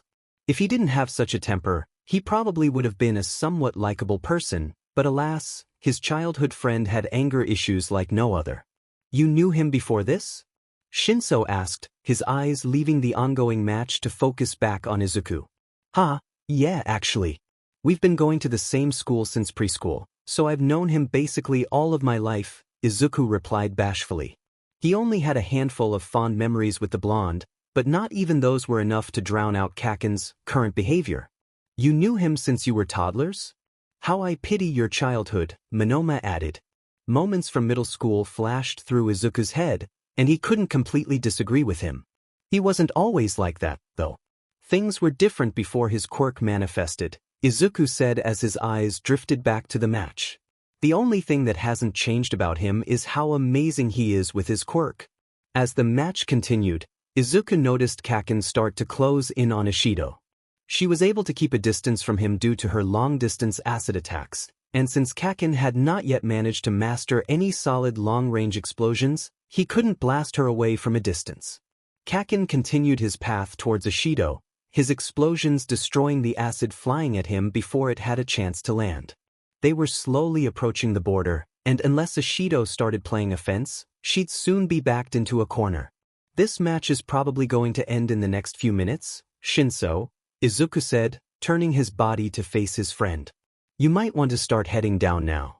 I'll follow right after this match is done so I can watch you from the tunnel, okay? Crap, you're right. I really don't want to run there again. I'll catch you two later, Shinso replied as he jumped up from his seat and started walking towards the exit. Good luck out there. And remember what we talked about. Izuku called as he watched Shinso leave through the glass sliding doors, waving his hand at the side of his head in acknowledgement of his reminder. Izuku focused his attention back on the match, and noticed that they were nearing the border. Ishido sprayed her acid along the ground, making it difficult for Kaken to get close to her. Whether he was that much better and she knew it, or she was just intimidated to take him head-on, Izuku couldn't tell. In her defense, however, it was quite difficult to get close to the blonde, as he almost always had his blind spots covered. As Kaken almost completely closed in on Ishido, he noticed her posture change again, and he recognized almost immediately what she was doing. Her stance was similar to what she did in her previous match, which led Izuku to only one conclusion. It was about to turn into a slip-and-slide. In one foul swoop, Ishido slid onto her side and glided through her slippery acid. Right as she passed Kaken, she sprayed the liquid up at him, attacking him at an angle Izuku doubted he was expecting. Kaken brought his arms up to shield his face from the impending blow, and right as he did, Ishido leaned her body weight onto her forearms and used her legs to sweep Kaken off his feet. Kaken fell to the ground with a thump, but before she could land another successful hit onto his stomach, he launched a set of explosions towards her. As Ishido tried to flee from the lethal explosions, Kaken took the opportunity to attack and pinned her wrists to the ground, his right leg resting on the back of her knees. The buzzer rang loudly throughout the arena, which was followed by Midnight's announcement of Kaken's victory. Too bad Ishido didn't win. I was rooting for her, Present Mike said sadly, which stirred a light chuckle from Izuku. His teacher really had no filter. Shouldn't you be an unbiased commentator? Eraserhead asked right after, sounding bored out of his mind. Though Izuku knew he was secretly enjoying it. He was so asking him about them later. Makes the event more interesting that way. Present Mike countered enthusiastically. It'll take a few minutes for them to clean up Ishido's acid off the ground, so I'm going to head down now, Izuku said to Monoma as he got up from his seat, picking up his notebook in the process. Watch my notebook for me again? Even after we snooped through it? Monoma asked, a mixture of confusion and curiosity blended onto his face. Izuku nodded, sticking out his notebook like an offering. Yeah, I didn't really mind too much. It's not like you intentionally did it, and I'm just glad someone thinks it's cool, Izuku replied. And yeah, maybe he should have felt more upset about their breach of privacy, but it's not like they found one of his personal ones. Plus he was able to get out of their questions, so it wasn't the end of the world. He'd much rather someone fawn over it than destroy it because they thought it was weird. Very well, then, Monoma said, reaching his hand towards Izuku to accept the notebook being presented to him. Kick another Class A ass for me, will ya? He added, smirking in his typical manner. I'll try my best, he replied, smiling back as he continued his walk back towards the tunnel, fists tightening ever so slightly. As he slowly started to approach the tunnel, he felt his stomach start to churn. He wasn't feeling too confident about this match, contrary to how he was acting in front of Shinso and Monoma. He wasn't lying when he said he had a few ideas in mind to take the upper hand, but that didn't change the facts about the match. He was quirkless, with his only skills being things he picked up as a vigilante. Todoroki had not one, but two abilities at his disposal, even if he didn't seem to use one of them. But still, he had double the power Izuku did, with the proper training from his father to match. He'd need a miracle to actually pull it off, and in Izuku's experience, those were 1 in a million. Damn it, he mumbled as he kicked a rock down the hallway and watched how it rolled along the length of the floor. His plan was never going to work. As he turned the corner, passing by an empty stairwell, he noticed a figure climbing down the stairs. He turned his head slightly, curious to see who it was, only to see the red, fiery shoes of a recognizable pro-hero. Out of everyone, there was no way he was running into him right now. Midoriya, correct? Impressive performance in your last 2 matches, Endeavor said as he stood at the bottom of the stairs with his arms crossed. Thank you, sir, Izuku managed to say, his posture straightening like a wooden board. There weren't a lot of people Izuku found intimidating, but the Todoroki family seemed to be exempt from that list. You're fighting against my son Shoto in the next match, and I have a request for you, Endeavor said right after, his voice booming throughout the hallway. And that is? Izuku asked, his arms crossing over his chest to mirror Endeavor's stance. Don't hold back against my son. He's going through a rebellious phase right now, but I want you to make him utilize his full power and realize who he's meant to be, Endeavor answered, his voice lowering yet firm. The subtle kind of scary, Izuku thought.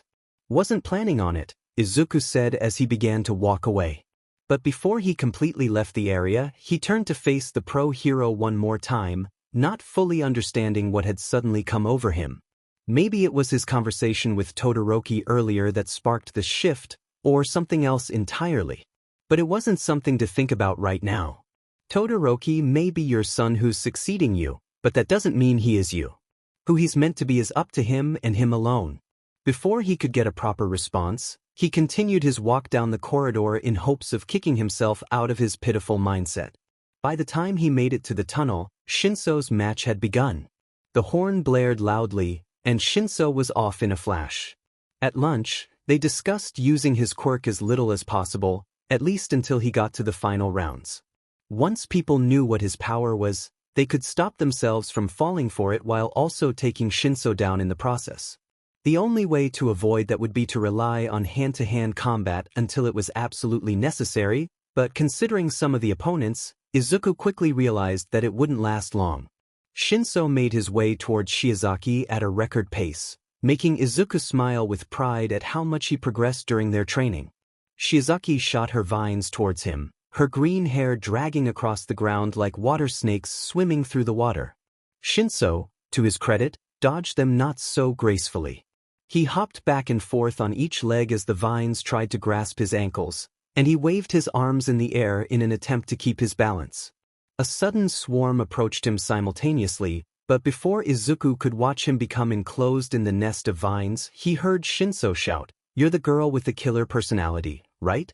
How? was the only word Shiozaki could manage before she fell under Shinso's brainwashing quirk. Her vines stopped midair, finally retreating their relentless attacks towards Shinso as they fell to the ground. Her eyes turned a glossy white, an effect of Shinso's quirk, Izuku suspected.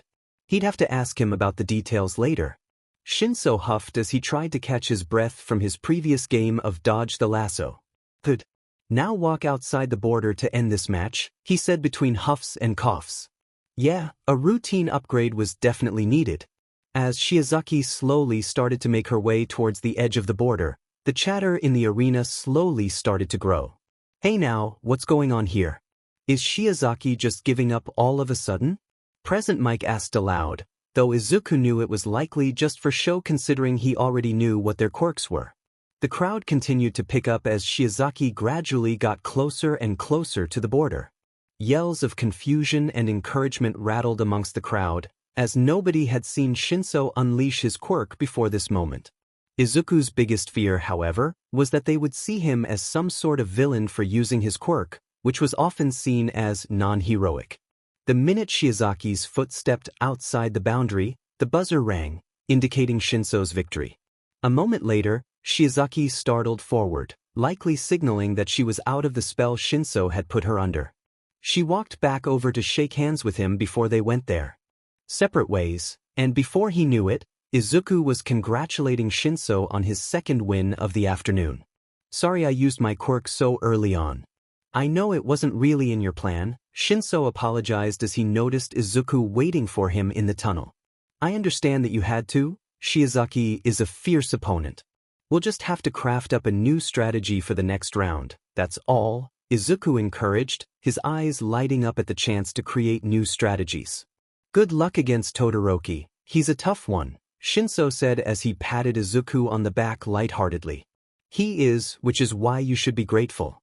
I'm fighting him now so you don't have to face him," Izuku teased, his grin growing wider on his face. "Yeah. Save that until after you win, tough guy," Shinso replied, laughing lightly. "See you in the finals, Shinso," Izuku said as he walked towards the arena.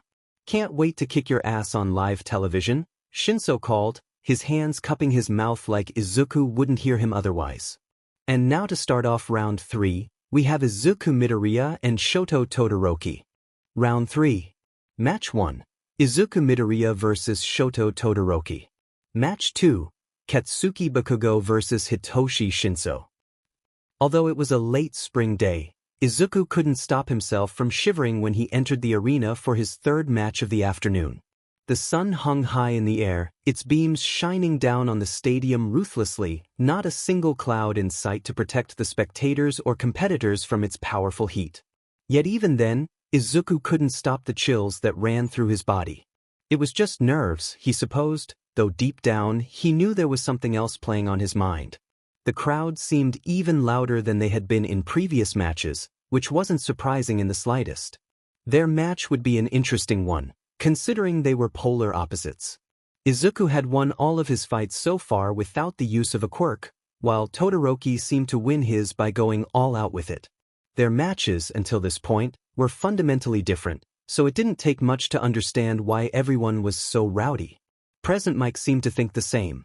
In our first match of the semifinals, we have Izuku Midoriya and Shoto Todoroki. Midoriya's taken out all of his opponents using skilled fighting techniques, while Todoroki uses his powerful blasts of ice to take M down. How will these two proceed? And which approach will lead them to victory? A round of cheers followed after Present Mic's introduction, and different areas of the stands cheered their names in unison. As Izuku readied himself for a sprinting position, he inhaled deeply, a poor attempt to soothe his racing heart. He could do this, he just needed strategy. The buzzer blared, and Izuku dove off to the side.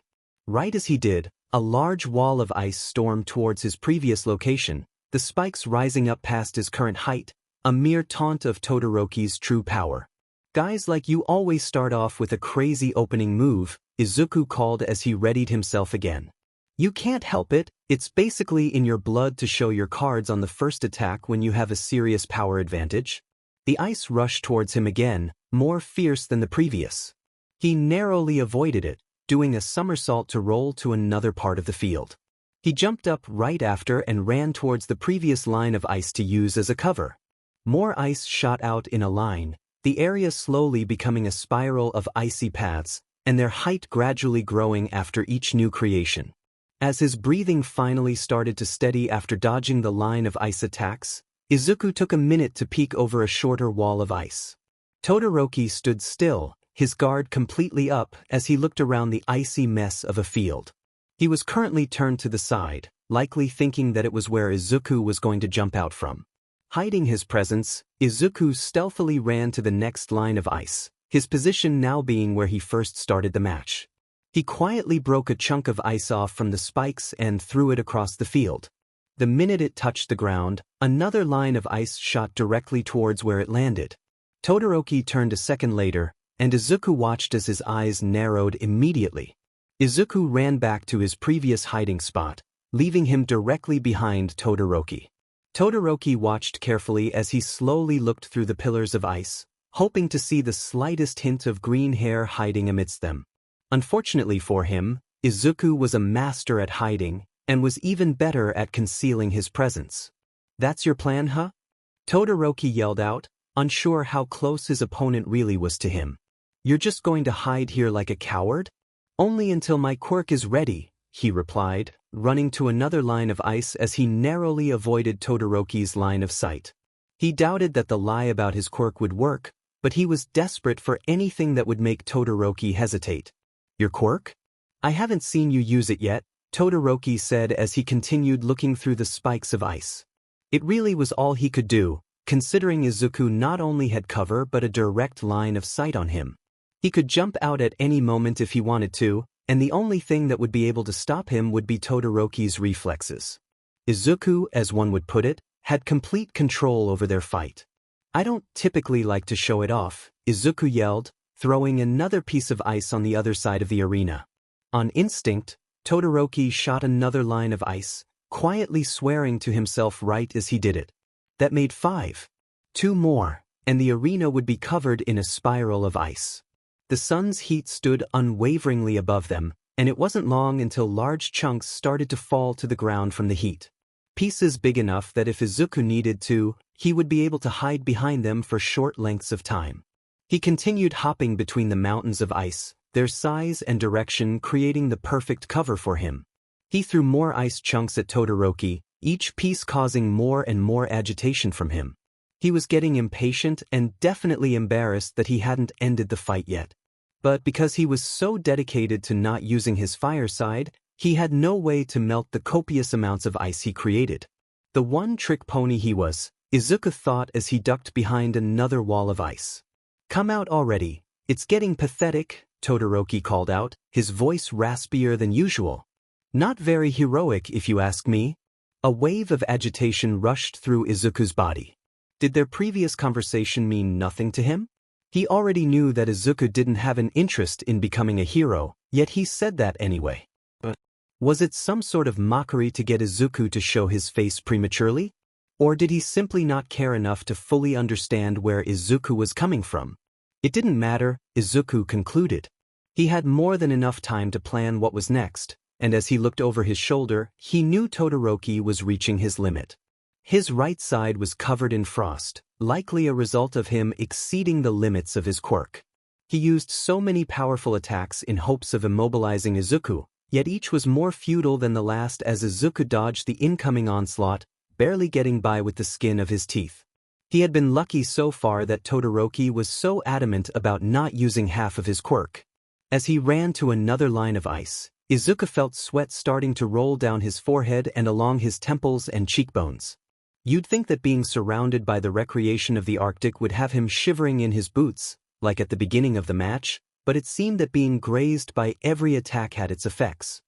He wiped the back of his hand along his cheekbone, wary of the bruise that was still plastered on his face, and noticed the faintest hint of makeup smear across the back of his hand. "I'll have to apply more concealer after the match," he thought briefly before tossing another piece of ice in Todoroki's direction. "But first, take down Todoroki." Izuku leapt over the path of ice like a hurdle and started racing towards Todoroki. His presence was still concealed, and he expertly made sure that Todoroki was facing the opposite direction before he went in for the first blow of the match. His steps were silent as he sprinted across the arena, and he couldn't help but silently thank his vigilante experiences for giving him so many opportunities to learn the art of stealth. "I already told you," he shouted, his fist moments away from making contact with Todoroki's abdomen. "I gave up on the hero dream years ago." Turning around, Todoroki shot out a weak attack of ice, but Izuku was already in motion, and he used the strength from his ongoing advance to land an uppercut to Todoroki's open stomach. Todoroki gasped. The air in his lungs was sucked out by the blow of the hit, but he remained unwavering. Todoroki swung back, his punch quick and precise, the epitome of strictly taught fighting techniques and the opposite of Izuku's style. Not expecting the quick counter, Izuku felt as Todoroki's frozen fist made contact with his face. His knuckles hit the current bruise on Izuku's cheekbone, and he felt a strong tingle, followed by an ache erupting on his face. "Shit," he grumbled as he felt his knees hit the ground. But he wasn't done yet. He couldn't be done yet. He had so much more to do. He stretched his leg out and swept Todoroki off his feet, watching as he fell to the ground with a thud, his head hitting the ground momentarily as he tried to process what just happened. Izuku used the time to get back on his feet, and he clutched the side of his head as he felt a rush of blood swarm to his brain. Todoroki stood a moment later, and Izuku felt as though his mind was shutting down. He was so concentrated on the motions of dodge and punch that he completely blocked anything else out. It reminded him of one of his first fights as a vigilante and how desperate he got after feeling the rush of blood to his head.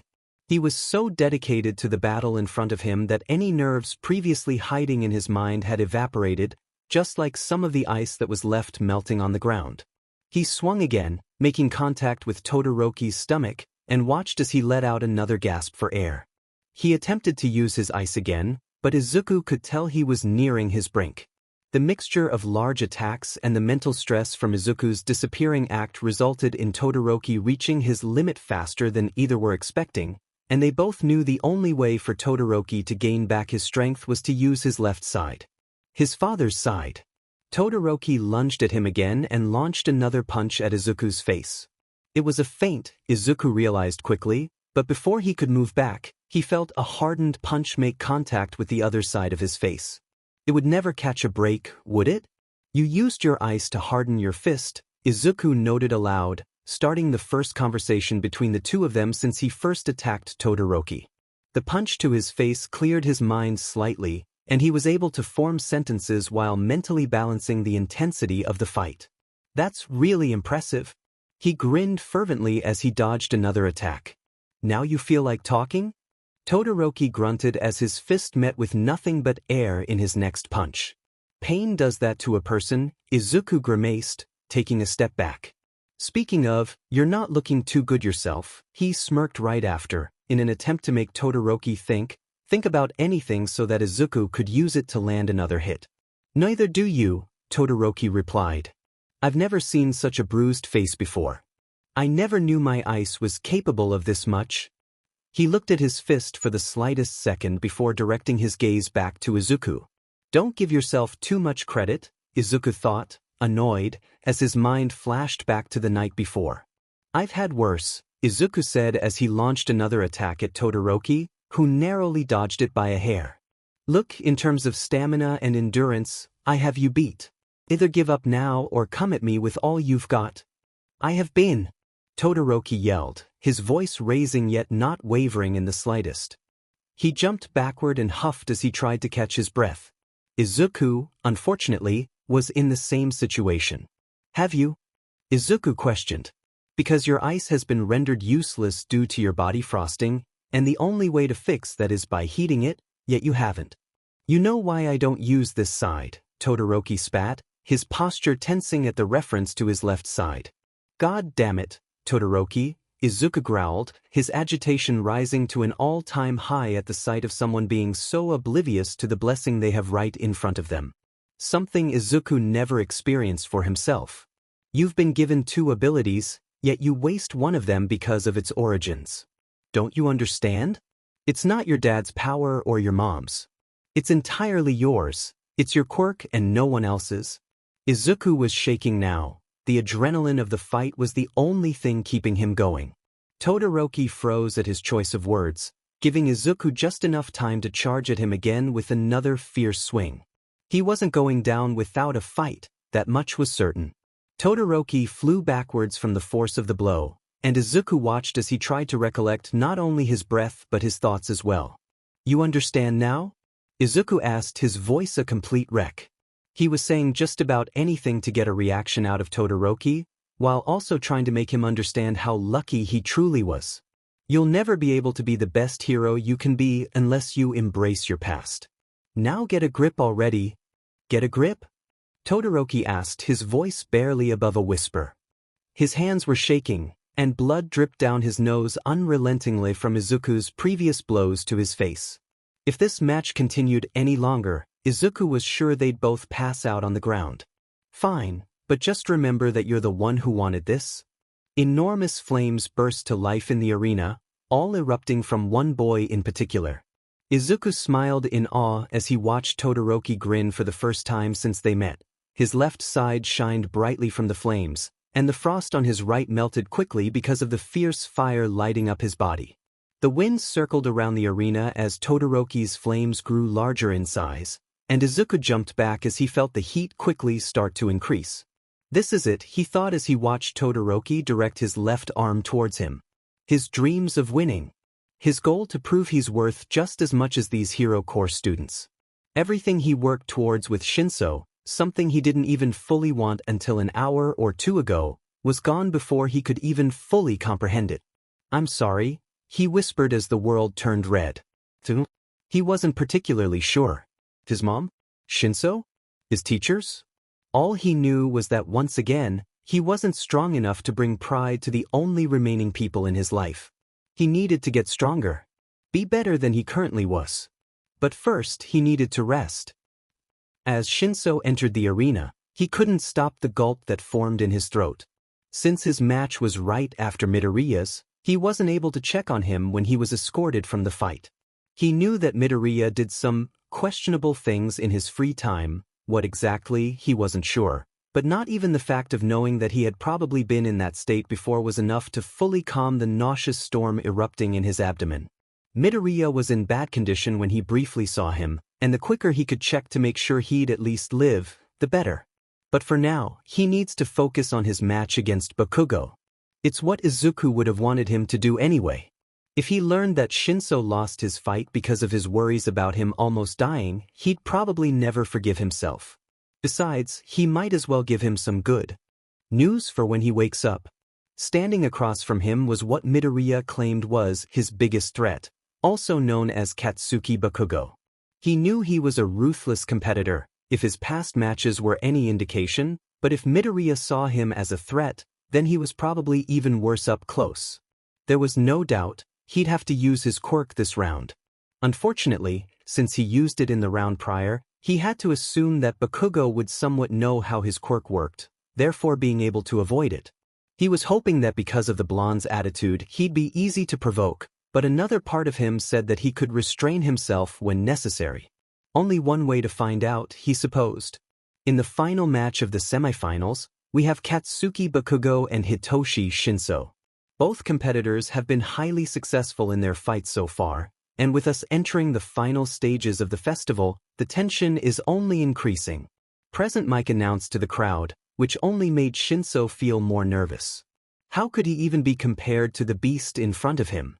The buzzer blared loudly, and Shinso watched as explosions crackled from the palms of the blonde in front of him. There was logically no way for Shinso to beat him in hand-to-hand combat, and he didn't even need Midoriya to tell him that. He needed to say something to provoke the blonde. It could be anything, really, considering how hot-headed he seemed to be. But maybe if he mentioned Midoriya, it would have a higher probability of setting him off, considering they had history already. "Your quirk can mess with people's minds, right?"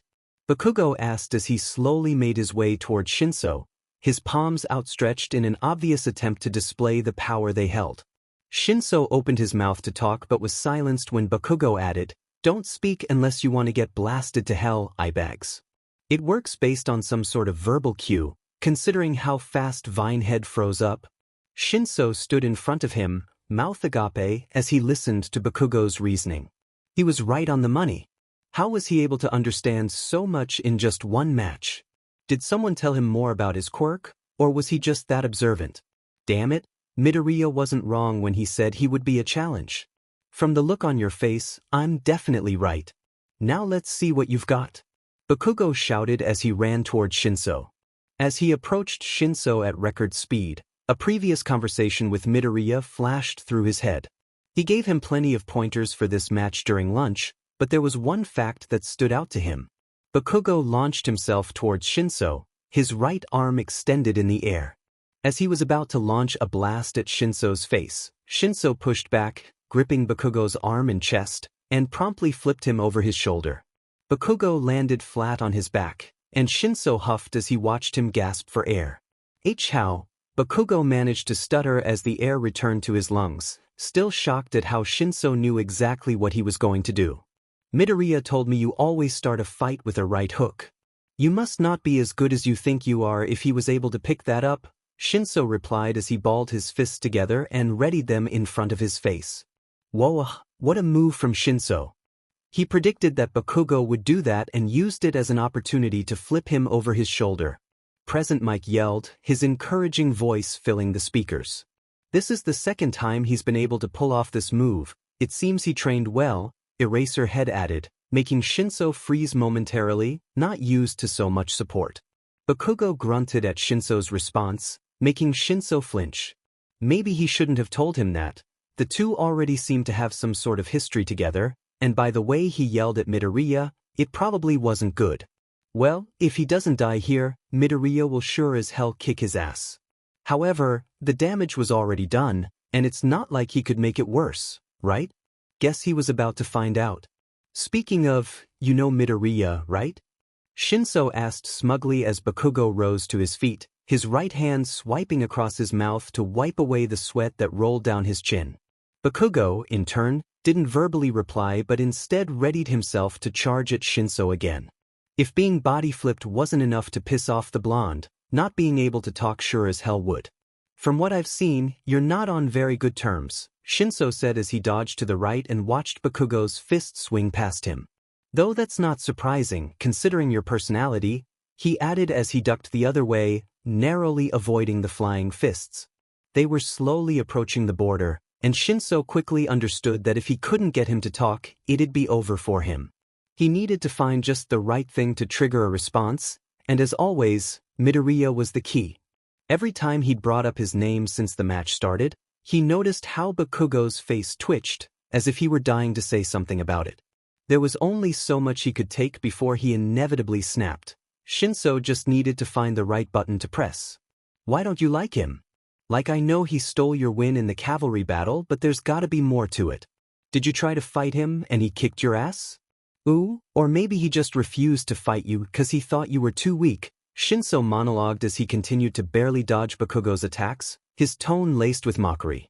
Explosions brushed his cheek, and he continued to dodge them with the skin of his teeth. He wasn't sure how much longer he would be able to keep this up, and as they approached the border much quicker than Shinso liked, he was starting to get desperate. Bakugo's explosions were less than kind, and he didn't have to touch his face to know that they were slightly burned from the heat. Bakugo growled at Shinso's taunt but held his tongue regardless. He must be really determined to win if he is able to put aside his pride to reach victory. That last comment seemed to have more of a reaction than the others, so Shinso continued to pursue it.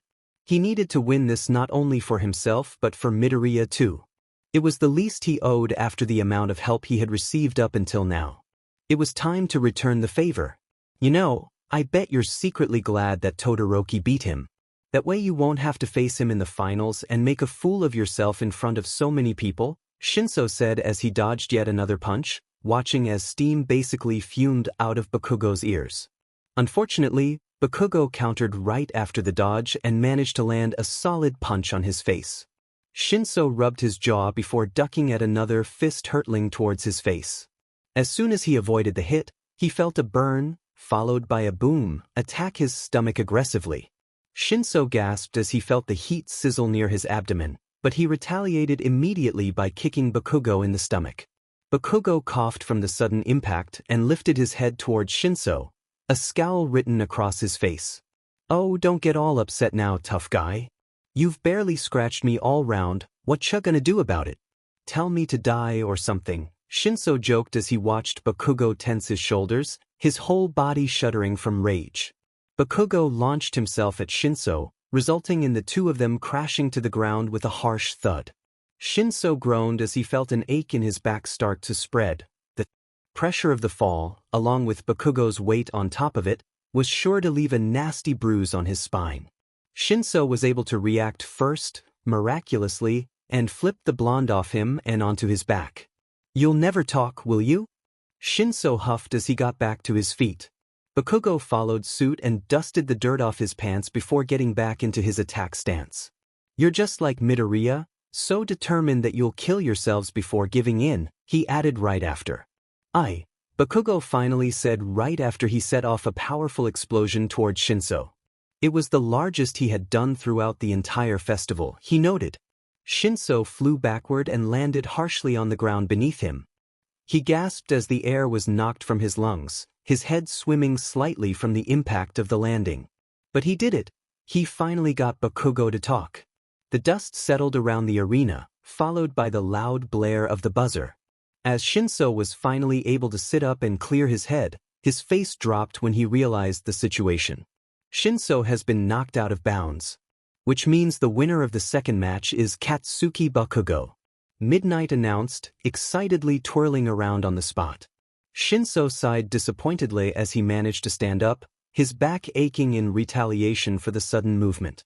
He released his quirk a second later and watched as Bakugo broke free from the effects of his brainwashing. You're a tough one, Shinso said to the blonde as he tried his best to hide his disappointment. Bakugo scoffed in return, though Shinso felt it was more out of embarrassment than malice. I'm in the hero course for a reason, eyebags. And don't ever compare me to that quirkless wannabe hero again, Bakugo huffed as he walked away from the arena, not bothering to shake hands or do any of the post-match stuff that was typically done. Wait, what? Midoriya was quirkless? Round 4. Shoto Todoroki vs. Katsuki Bakugo. Izuku awoke to bright, white lights blinding his vision. The room smelled of some sort of disinfectant, and his nose scrunched when he inhaled it. To his right, he saw a monitor that displayed his vitals, and as he fully gained consciousness, he could hear the idle beep of his heart rate echo throughout the room. He turned his head to the left, hoping to find any information as to where he could be. When he moved his head, he saw a familiar purple figure sitting on a chair a few feet away. He was hunched over on his phone, typing quickly like he was texting someone. He had burn marks along his cheekbones, and his arms didn't fare much better. Is the festival over? Izuku asked, his mouth raspy. He felt like he hadn't talked in 100 years. Shinso looked up from his phone, his eyes wide as he took in Midoriya, now awake and looking at him curiously. Not quite. You've only been out a little bit. My match finished around 10 minutes ago, so you've been out for around half an hour, which is miraculous considering your injuries, Shinso explained as Izuku tried his best to sit up in the bed he was lying in. Hey now, take it easy. You got burned up pretty badly. I don't think you should be moving too much, Shinso said as he ran over to help Izuku into a sitting position. Since the festival isn't over and you're here, I'm assuming you didn't win your match, Izuku observed as he finally sat up straight. He looked at Shinso curiously as he waited for him to articulate a response. I'm sorry I couldn't win, even with all of your strategizing, Shinso apologized as he looked away from Izuku. Your childhood friend is a pain in the ass to go up against, I'll tell you that. Izuku laughed freely at his reply. As much as I'm sad you didn't win, I'm not entirely surprised. And I'm not upset either. I don't think I could go up against Kaken, Izuku said as he looked down at his clenched fists. I guess we both gotta get stronger, huh? Please, you kicked Todoroki's ass, Shinso said jokingly. What were you saying to him that made him use his fire?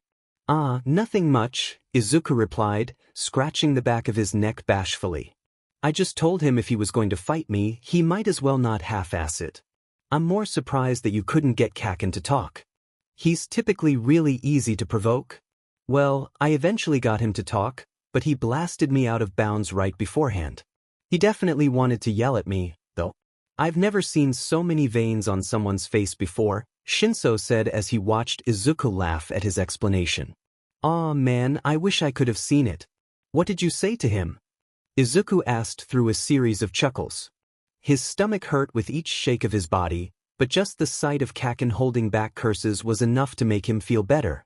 I talked about you mainly, Shinso said hesitantly, almost worried about how Izuku would react. I realized you guys probably had some bad blood, considering how you talked about him and how angry he was during the cavalry battle. Izuku tensed slightly at the mention of his name. He knew Kaken didn't like him, but he could never fully comprehend the extent. Bad blood is a nice way of putting it, Izuku chuckled quietly. Did he say anything to you after the match? He asked following the laugh. Something odd, actually, Shinso said, his mind flashing back to the earlier conversation he had with the blonde. He told me that. The doors burst open, followed by Monoma and Hatsum entering the room dramatically. Shinso refrained from saying what the blonde had revealed, not wanting to expose it in front of other people. Izuku flicked his gaze over to the chaotic duo standing in the doorway with snacks piled in their arms. Look who's finally awake, Hatsum greeted as they proceeded to enter the room.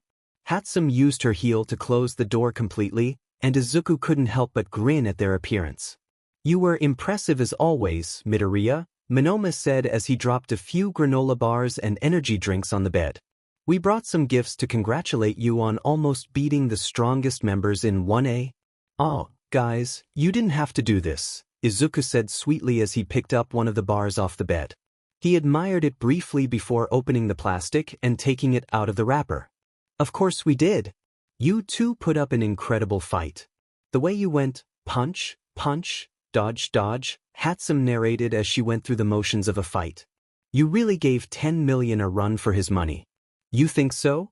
Izuku asked jokingly as he threw the granola bar wrapper into the nearest garbage can. We know so, Monoma jumped in. You should have seen how exhausted he looked after you passed out. Izuku laughed again at their enthusiasm. He never realized that having a great group of friends could feel so nice. To his left, Shinso looked down at his phone and back at Izuku. I think they're holding the awards ceremony soon, Shinso announced to the group. Since we got third, we're probably needed. Can you walk? He asked, directing his gaze towards Izuku. I'm only slightly dehydrated and burned. I'm fine, Izuku said, his voice shaky as he tried to get off the bed by himself. Have you seen your face? Shinso deadpanned, looking at Izuku expectantly. Do I want to? Izuku asked cautiously as he lifted his hand to trace the outline of his cheeks. Definitely not. Monoma exclaimed as he made his way towards Izuku, his arm extended. Here will help you get to the podium. Thanks, guys, Izuku said gratefully as he let the three of them help him off the bed and out the door. They got the go-ahead from Recovery Girl, but she demanded that Izuku come back later to heal the rest of his injuries. Izuku agreed, thankful that he wouldn't have to hide these injuries from Eraser later tonight.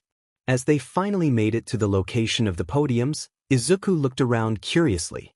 It seemed that they were under the arena, given that he could hear the muffled cheers from the crowd above.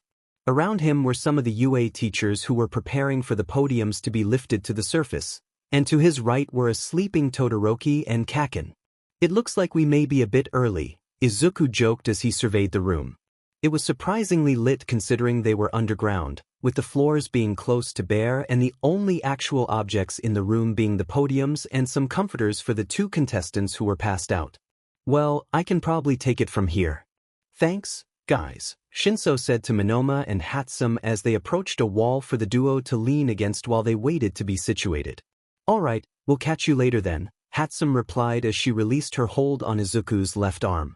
I doubt this will be the last time we cross paths on the field, Monoma said as he stepped away from Izuku's side to face them head-on. Until then, I'll train hard to kick your asses. With Midoriya being my teacher, in your dreams, Shinso quipped, making Izuku laugh at their light-hearted banter. Monoma only rolled his eyes in response, likely understanding the truth behind the joke.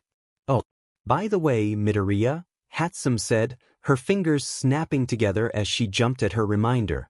If you ever need any help, tech support-wise, or have any ideas you don't have the equipment for, catch me in Power Loaders class. I think I'll take you up on that sometime, Izuku replied, a large grin expanding over his face. How did I get so lucky? We'll see you guys later.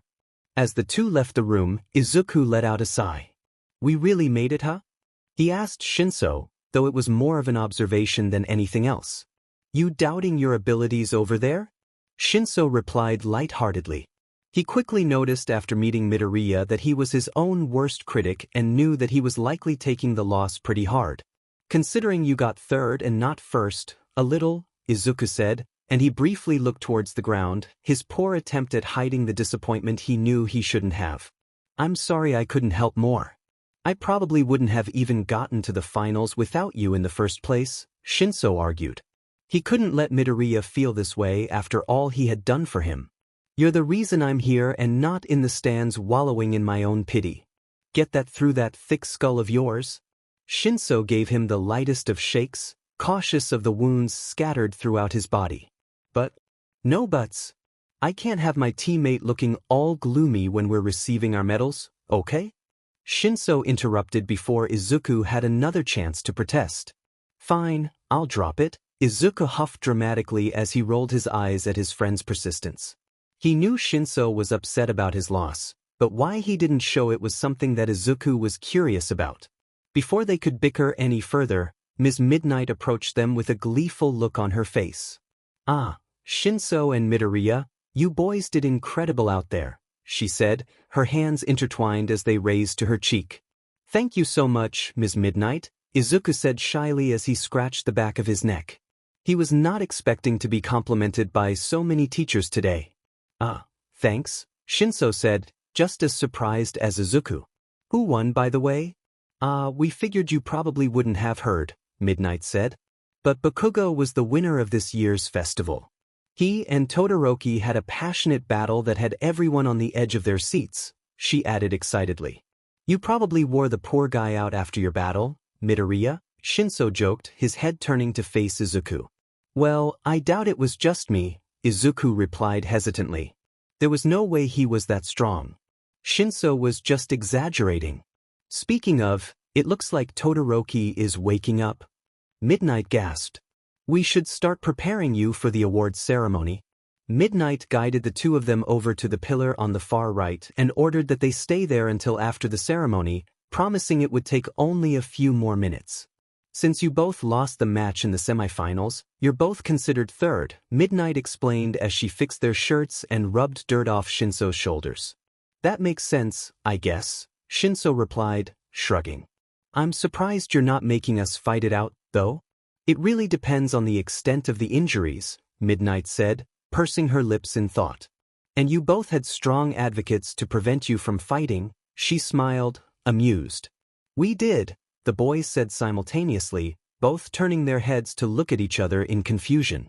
Seems like you might have found Yamada's soft spot, she whispered, the biggest grin spreading across her face. Kiyama, I swear you better not be telling those two anything. A familiar voice called through the room. Izuku whipped his head towards the door and saw Present Mike standing in the doorway, his hands on his thighs, mildly huffing from the overuse of his lungs. I didn't say a word, Midnight said, her fingers running across her lips in a zipping motion. Yeah, she only complimented us on the match. Izuku added, playing along with the pro. Shinso nodded right after. See, what did I tell you? Midnight laughed, sending an amused wink in their direction as she walked over to talk to Todoroki. You guys did great out there. Present Mike cheered as he approached the duo. Thank you, Present Mike, Izuku chirped as he smiled at his other teacher's praise. If someone had told him this was his fate a year ago, he never would have believed them. Thanks, Shinso said right after, a smaller yet still present smile sneaking onto his lips. Of course, Present Mike replied happily as he ruffled their heads affectionately. You both had me a little worried, you know. Really? Izuku and Shinso perked up at their teacher's revelation, not expecting to have made such an impact on the viewers. How could you not? Present Mike exclaimed. You made the hero course actually work for their win. Izuku laughed as his gaze scanned the room, stopping when it landed on one head in particular. Talking to Midnight was a now conscious Todoroki, staring intently, almost curiously, in Izuku's direction. Izuku gulped at the new pair of eyes on him but brought his focus back on the two people in front of him. "I should get going," Present Mike said as he placed his hands back on his hips. "I wanted to quickly congratulate you two before the festival ended in case I didn't catch you afterwards. But now I've got to get back up top to finish the show." "We understand, thanks for visiting us." Izuku smiled at both Present Mike and the thought that he was so fortunate at you.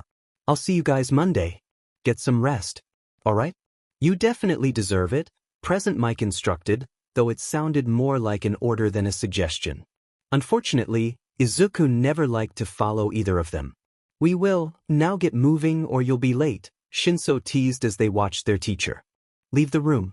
As Izuku took another look around the room, he noticed Todoroki on the other side of the column, standing on the second-place platform. "So Kaken won the festival, huh?" Izuku thought as he looked over at the sleeping blonde.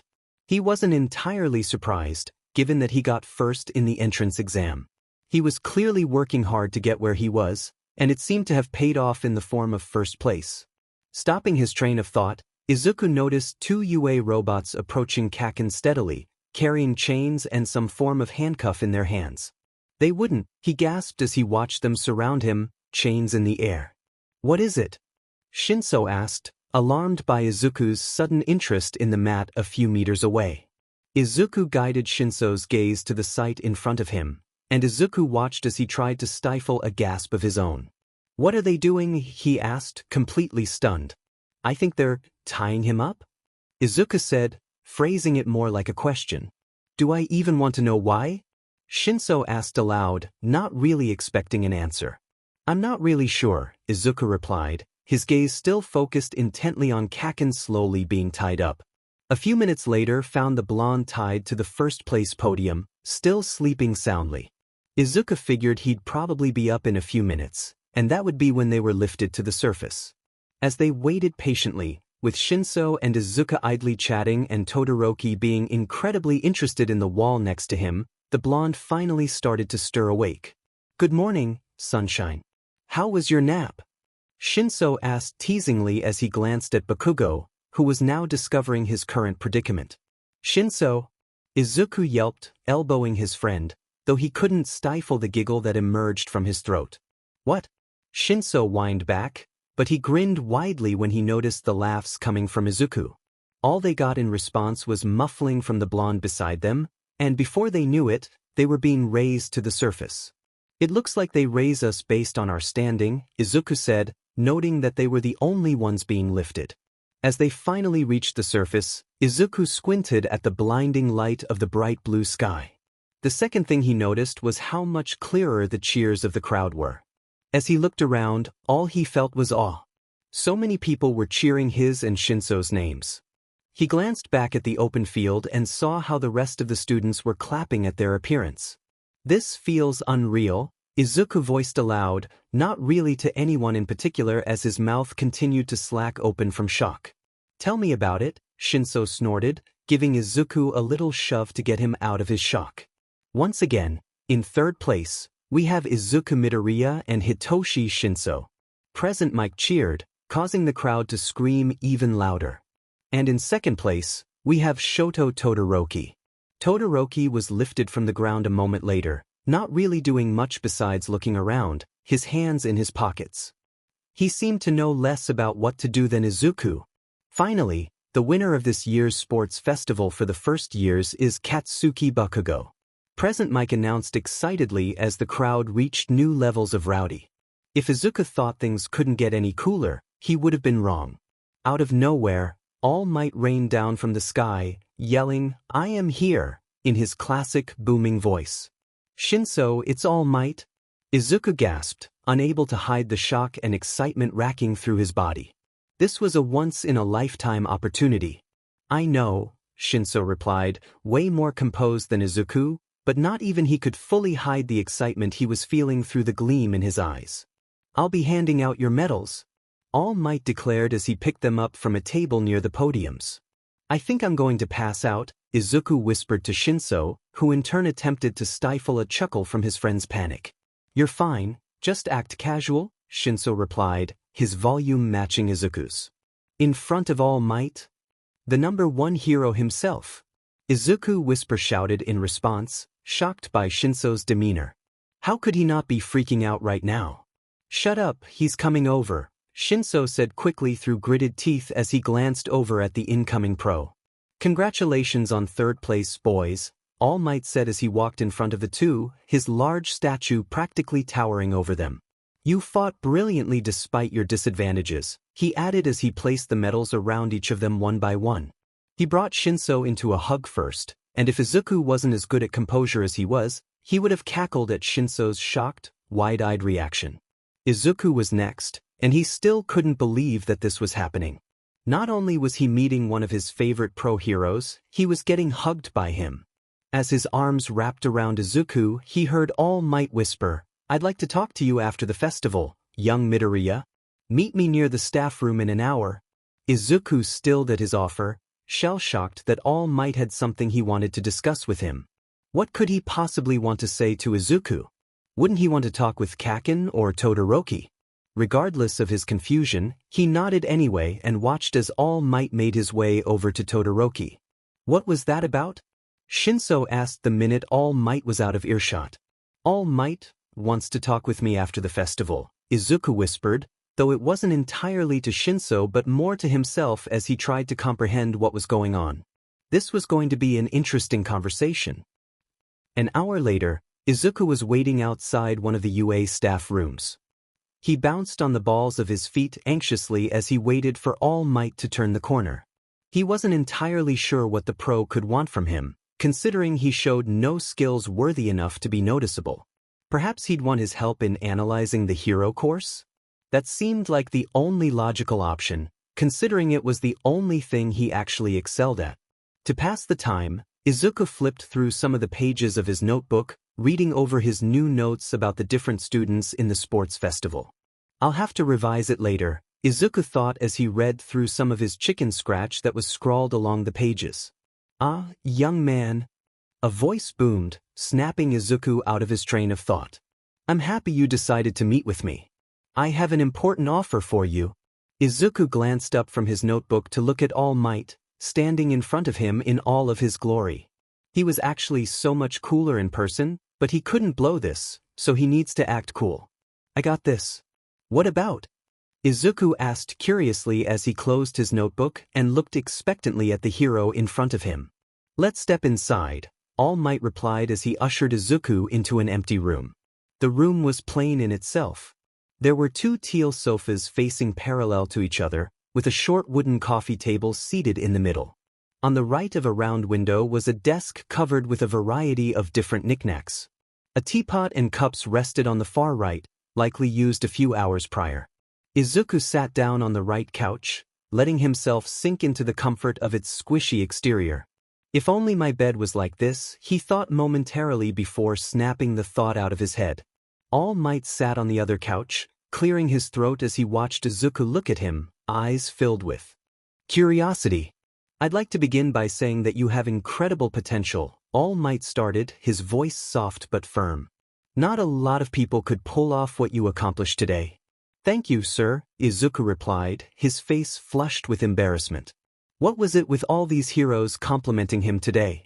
You demonstrated incredible acts of strategy and leadership, which is why you and your team got so far. And the way you got young Todoroki to use his flames was a feat not even young Bakugo could accomplish, All Might added. His tone was insinuating that this was leading to something, but Izuku couldn't put his finger on what. Thank you, Izuku repeated, not really sure what else to say to All Might's analysis. But it wasn't all me. I wouldn't have been able to do it without my friends. And humble, All Might hummed, smiling slightly. What are you trying to say with all of this? Izuku asked, I doubt you called me here just to compliment me on my performance. He leaned back on the couch slightly, letting himself sink further into the soft cushions.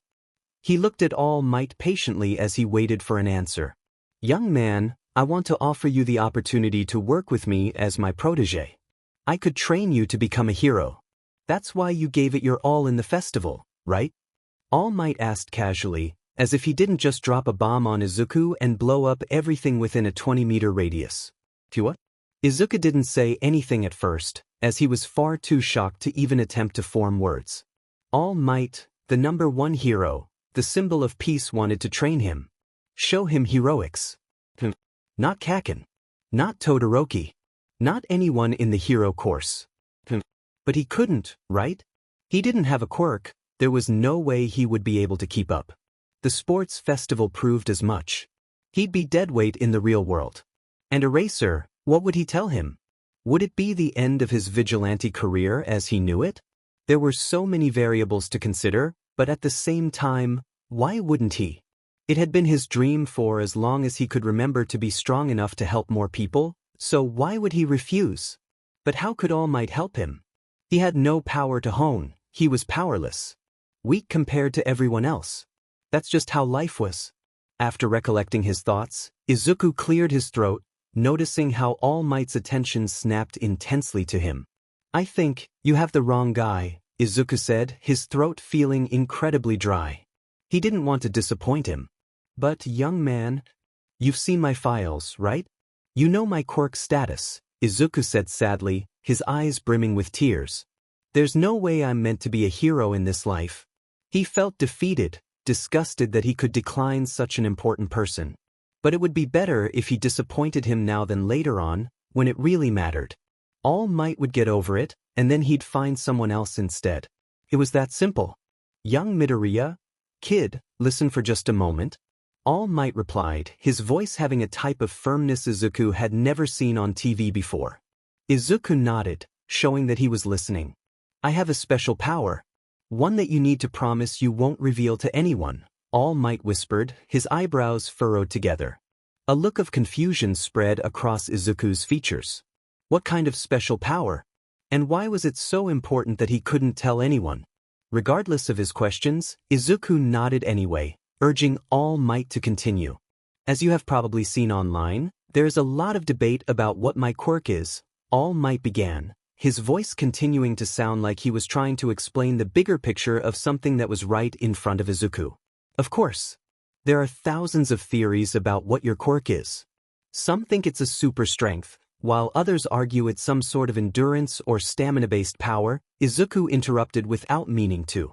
He always got carried away when the topic of quirks arose, and it seemed that not even All Might could stop that. But what does that have to do with anything? Well, I've purposely avoided the question when it's brought up on TV for a reason, All Might continued. It's something special, one that goes against the quirk laws we know today. My quirk is called One for All, and it gives me the ability to pass my powers to another person. How is that even possible? Science suggests that quirks are part of one's core, but if this power exists, it raises the question of whether that's even true. We'd have to rethink everything we've ever learned, Izuku rambled, his mind struggling to comprehend the topic. There was no way this was happening right now. But, wait, you want me to be your successor, so that means I want to pass my power on to you. You'll have the remainder of the year to hone your new abilities, and in the spring, you can re-enroll in the hero course as a second year, All Might explained, his voice finally rising in excitement. I don't even know what to say, Izuku murmured as he let his mind wander again. This was a once-in-a-lifetime experience. He would be as strong as All Might. He'd be able to save everyone that way. He could be strong enough to keep up with everyone else and be a worthy hero. But he'd have to leave being a vigilante behind him, wouldn't he? There would be no need. He wouldn't interact with the locals again, nor would he help those who are often missed in the darkness. His night patrols with Eraser would be over, but isn't that what the old man wanted anyway? This was too much. Izuku didn't know what he wanted. Can I think about it for a few days? Izuku asked hesitantly. I have personal circumstances I need to consider before I accept this offer. If that's all right with you, he added, looking at All Might. His hands shook as he worried about his reaction. He should have just said yes, shouldn't he? All Might will realize he's not worthy and give it to someone else. He's ruined this. Of course, young man. I understand this may be a big decision to make. I'll check up on you on Wednesday, All Might suggested as he reached for something in his right jacket pocket. He started scribbling something on an empty sheet of paper before saying, "If you make a decision before then, give me a call." All Might was giving him his phone number? What even is today? Izuku thought as he reached out to grab the piece of paper from the pro. "Of course, thank you so much, sir," Izuku said as he stood up quickly. He bowed just as fast, trying to express his gratitude as much as possible. "There's no need for that, young Midoriya," All Might said, dismissing his formal behavior. "I chose you because I know you have what it takes to be a hero. And I'm not the only one who sees it. I'm just lucky that I got to speak to you first." He smiled fondly as he watched tears form in Izuku's eyes when their gazes met. This was too much to handle right now. "I should get going," Izuku said as he turned to leave the room. "I'll be in touch." "I look forward to your response," All Might replied as he waved at Izuku's departure. As Izuku walked down the hallway, the bright sunlight filtering through the numerous windows located on the walls to the left, he sighed heavily for what felt like the first time all day. He talked to so many new people and made so many acquaintances. How did one school event cause this? It didn't matter, Izuku thought. He had a lot to think about, but more than anything he needed to get stronger. This festival proved that more than anything. But first he really needed to sleep. Notes. Holy shit, this is the end.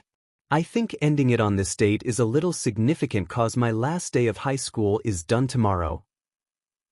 I really hope you guys liked where the story went and that you weren't too disappointed. Oh, trust me when I say that it only opens up more plot points. Thank you so much for everyone who has stuck through it, inconsistent updates and all, and especially to everyone who commented and left kudos. I'm genuinely so grateful for the support. Once again I'd like to state that this isn't the end.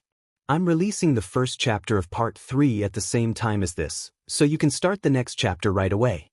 Also I have Tumblr, feel free to stop and say hi, smiley face. Thank you so much again, less than 333,333.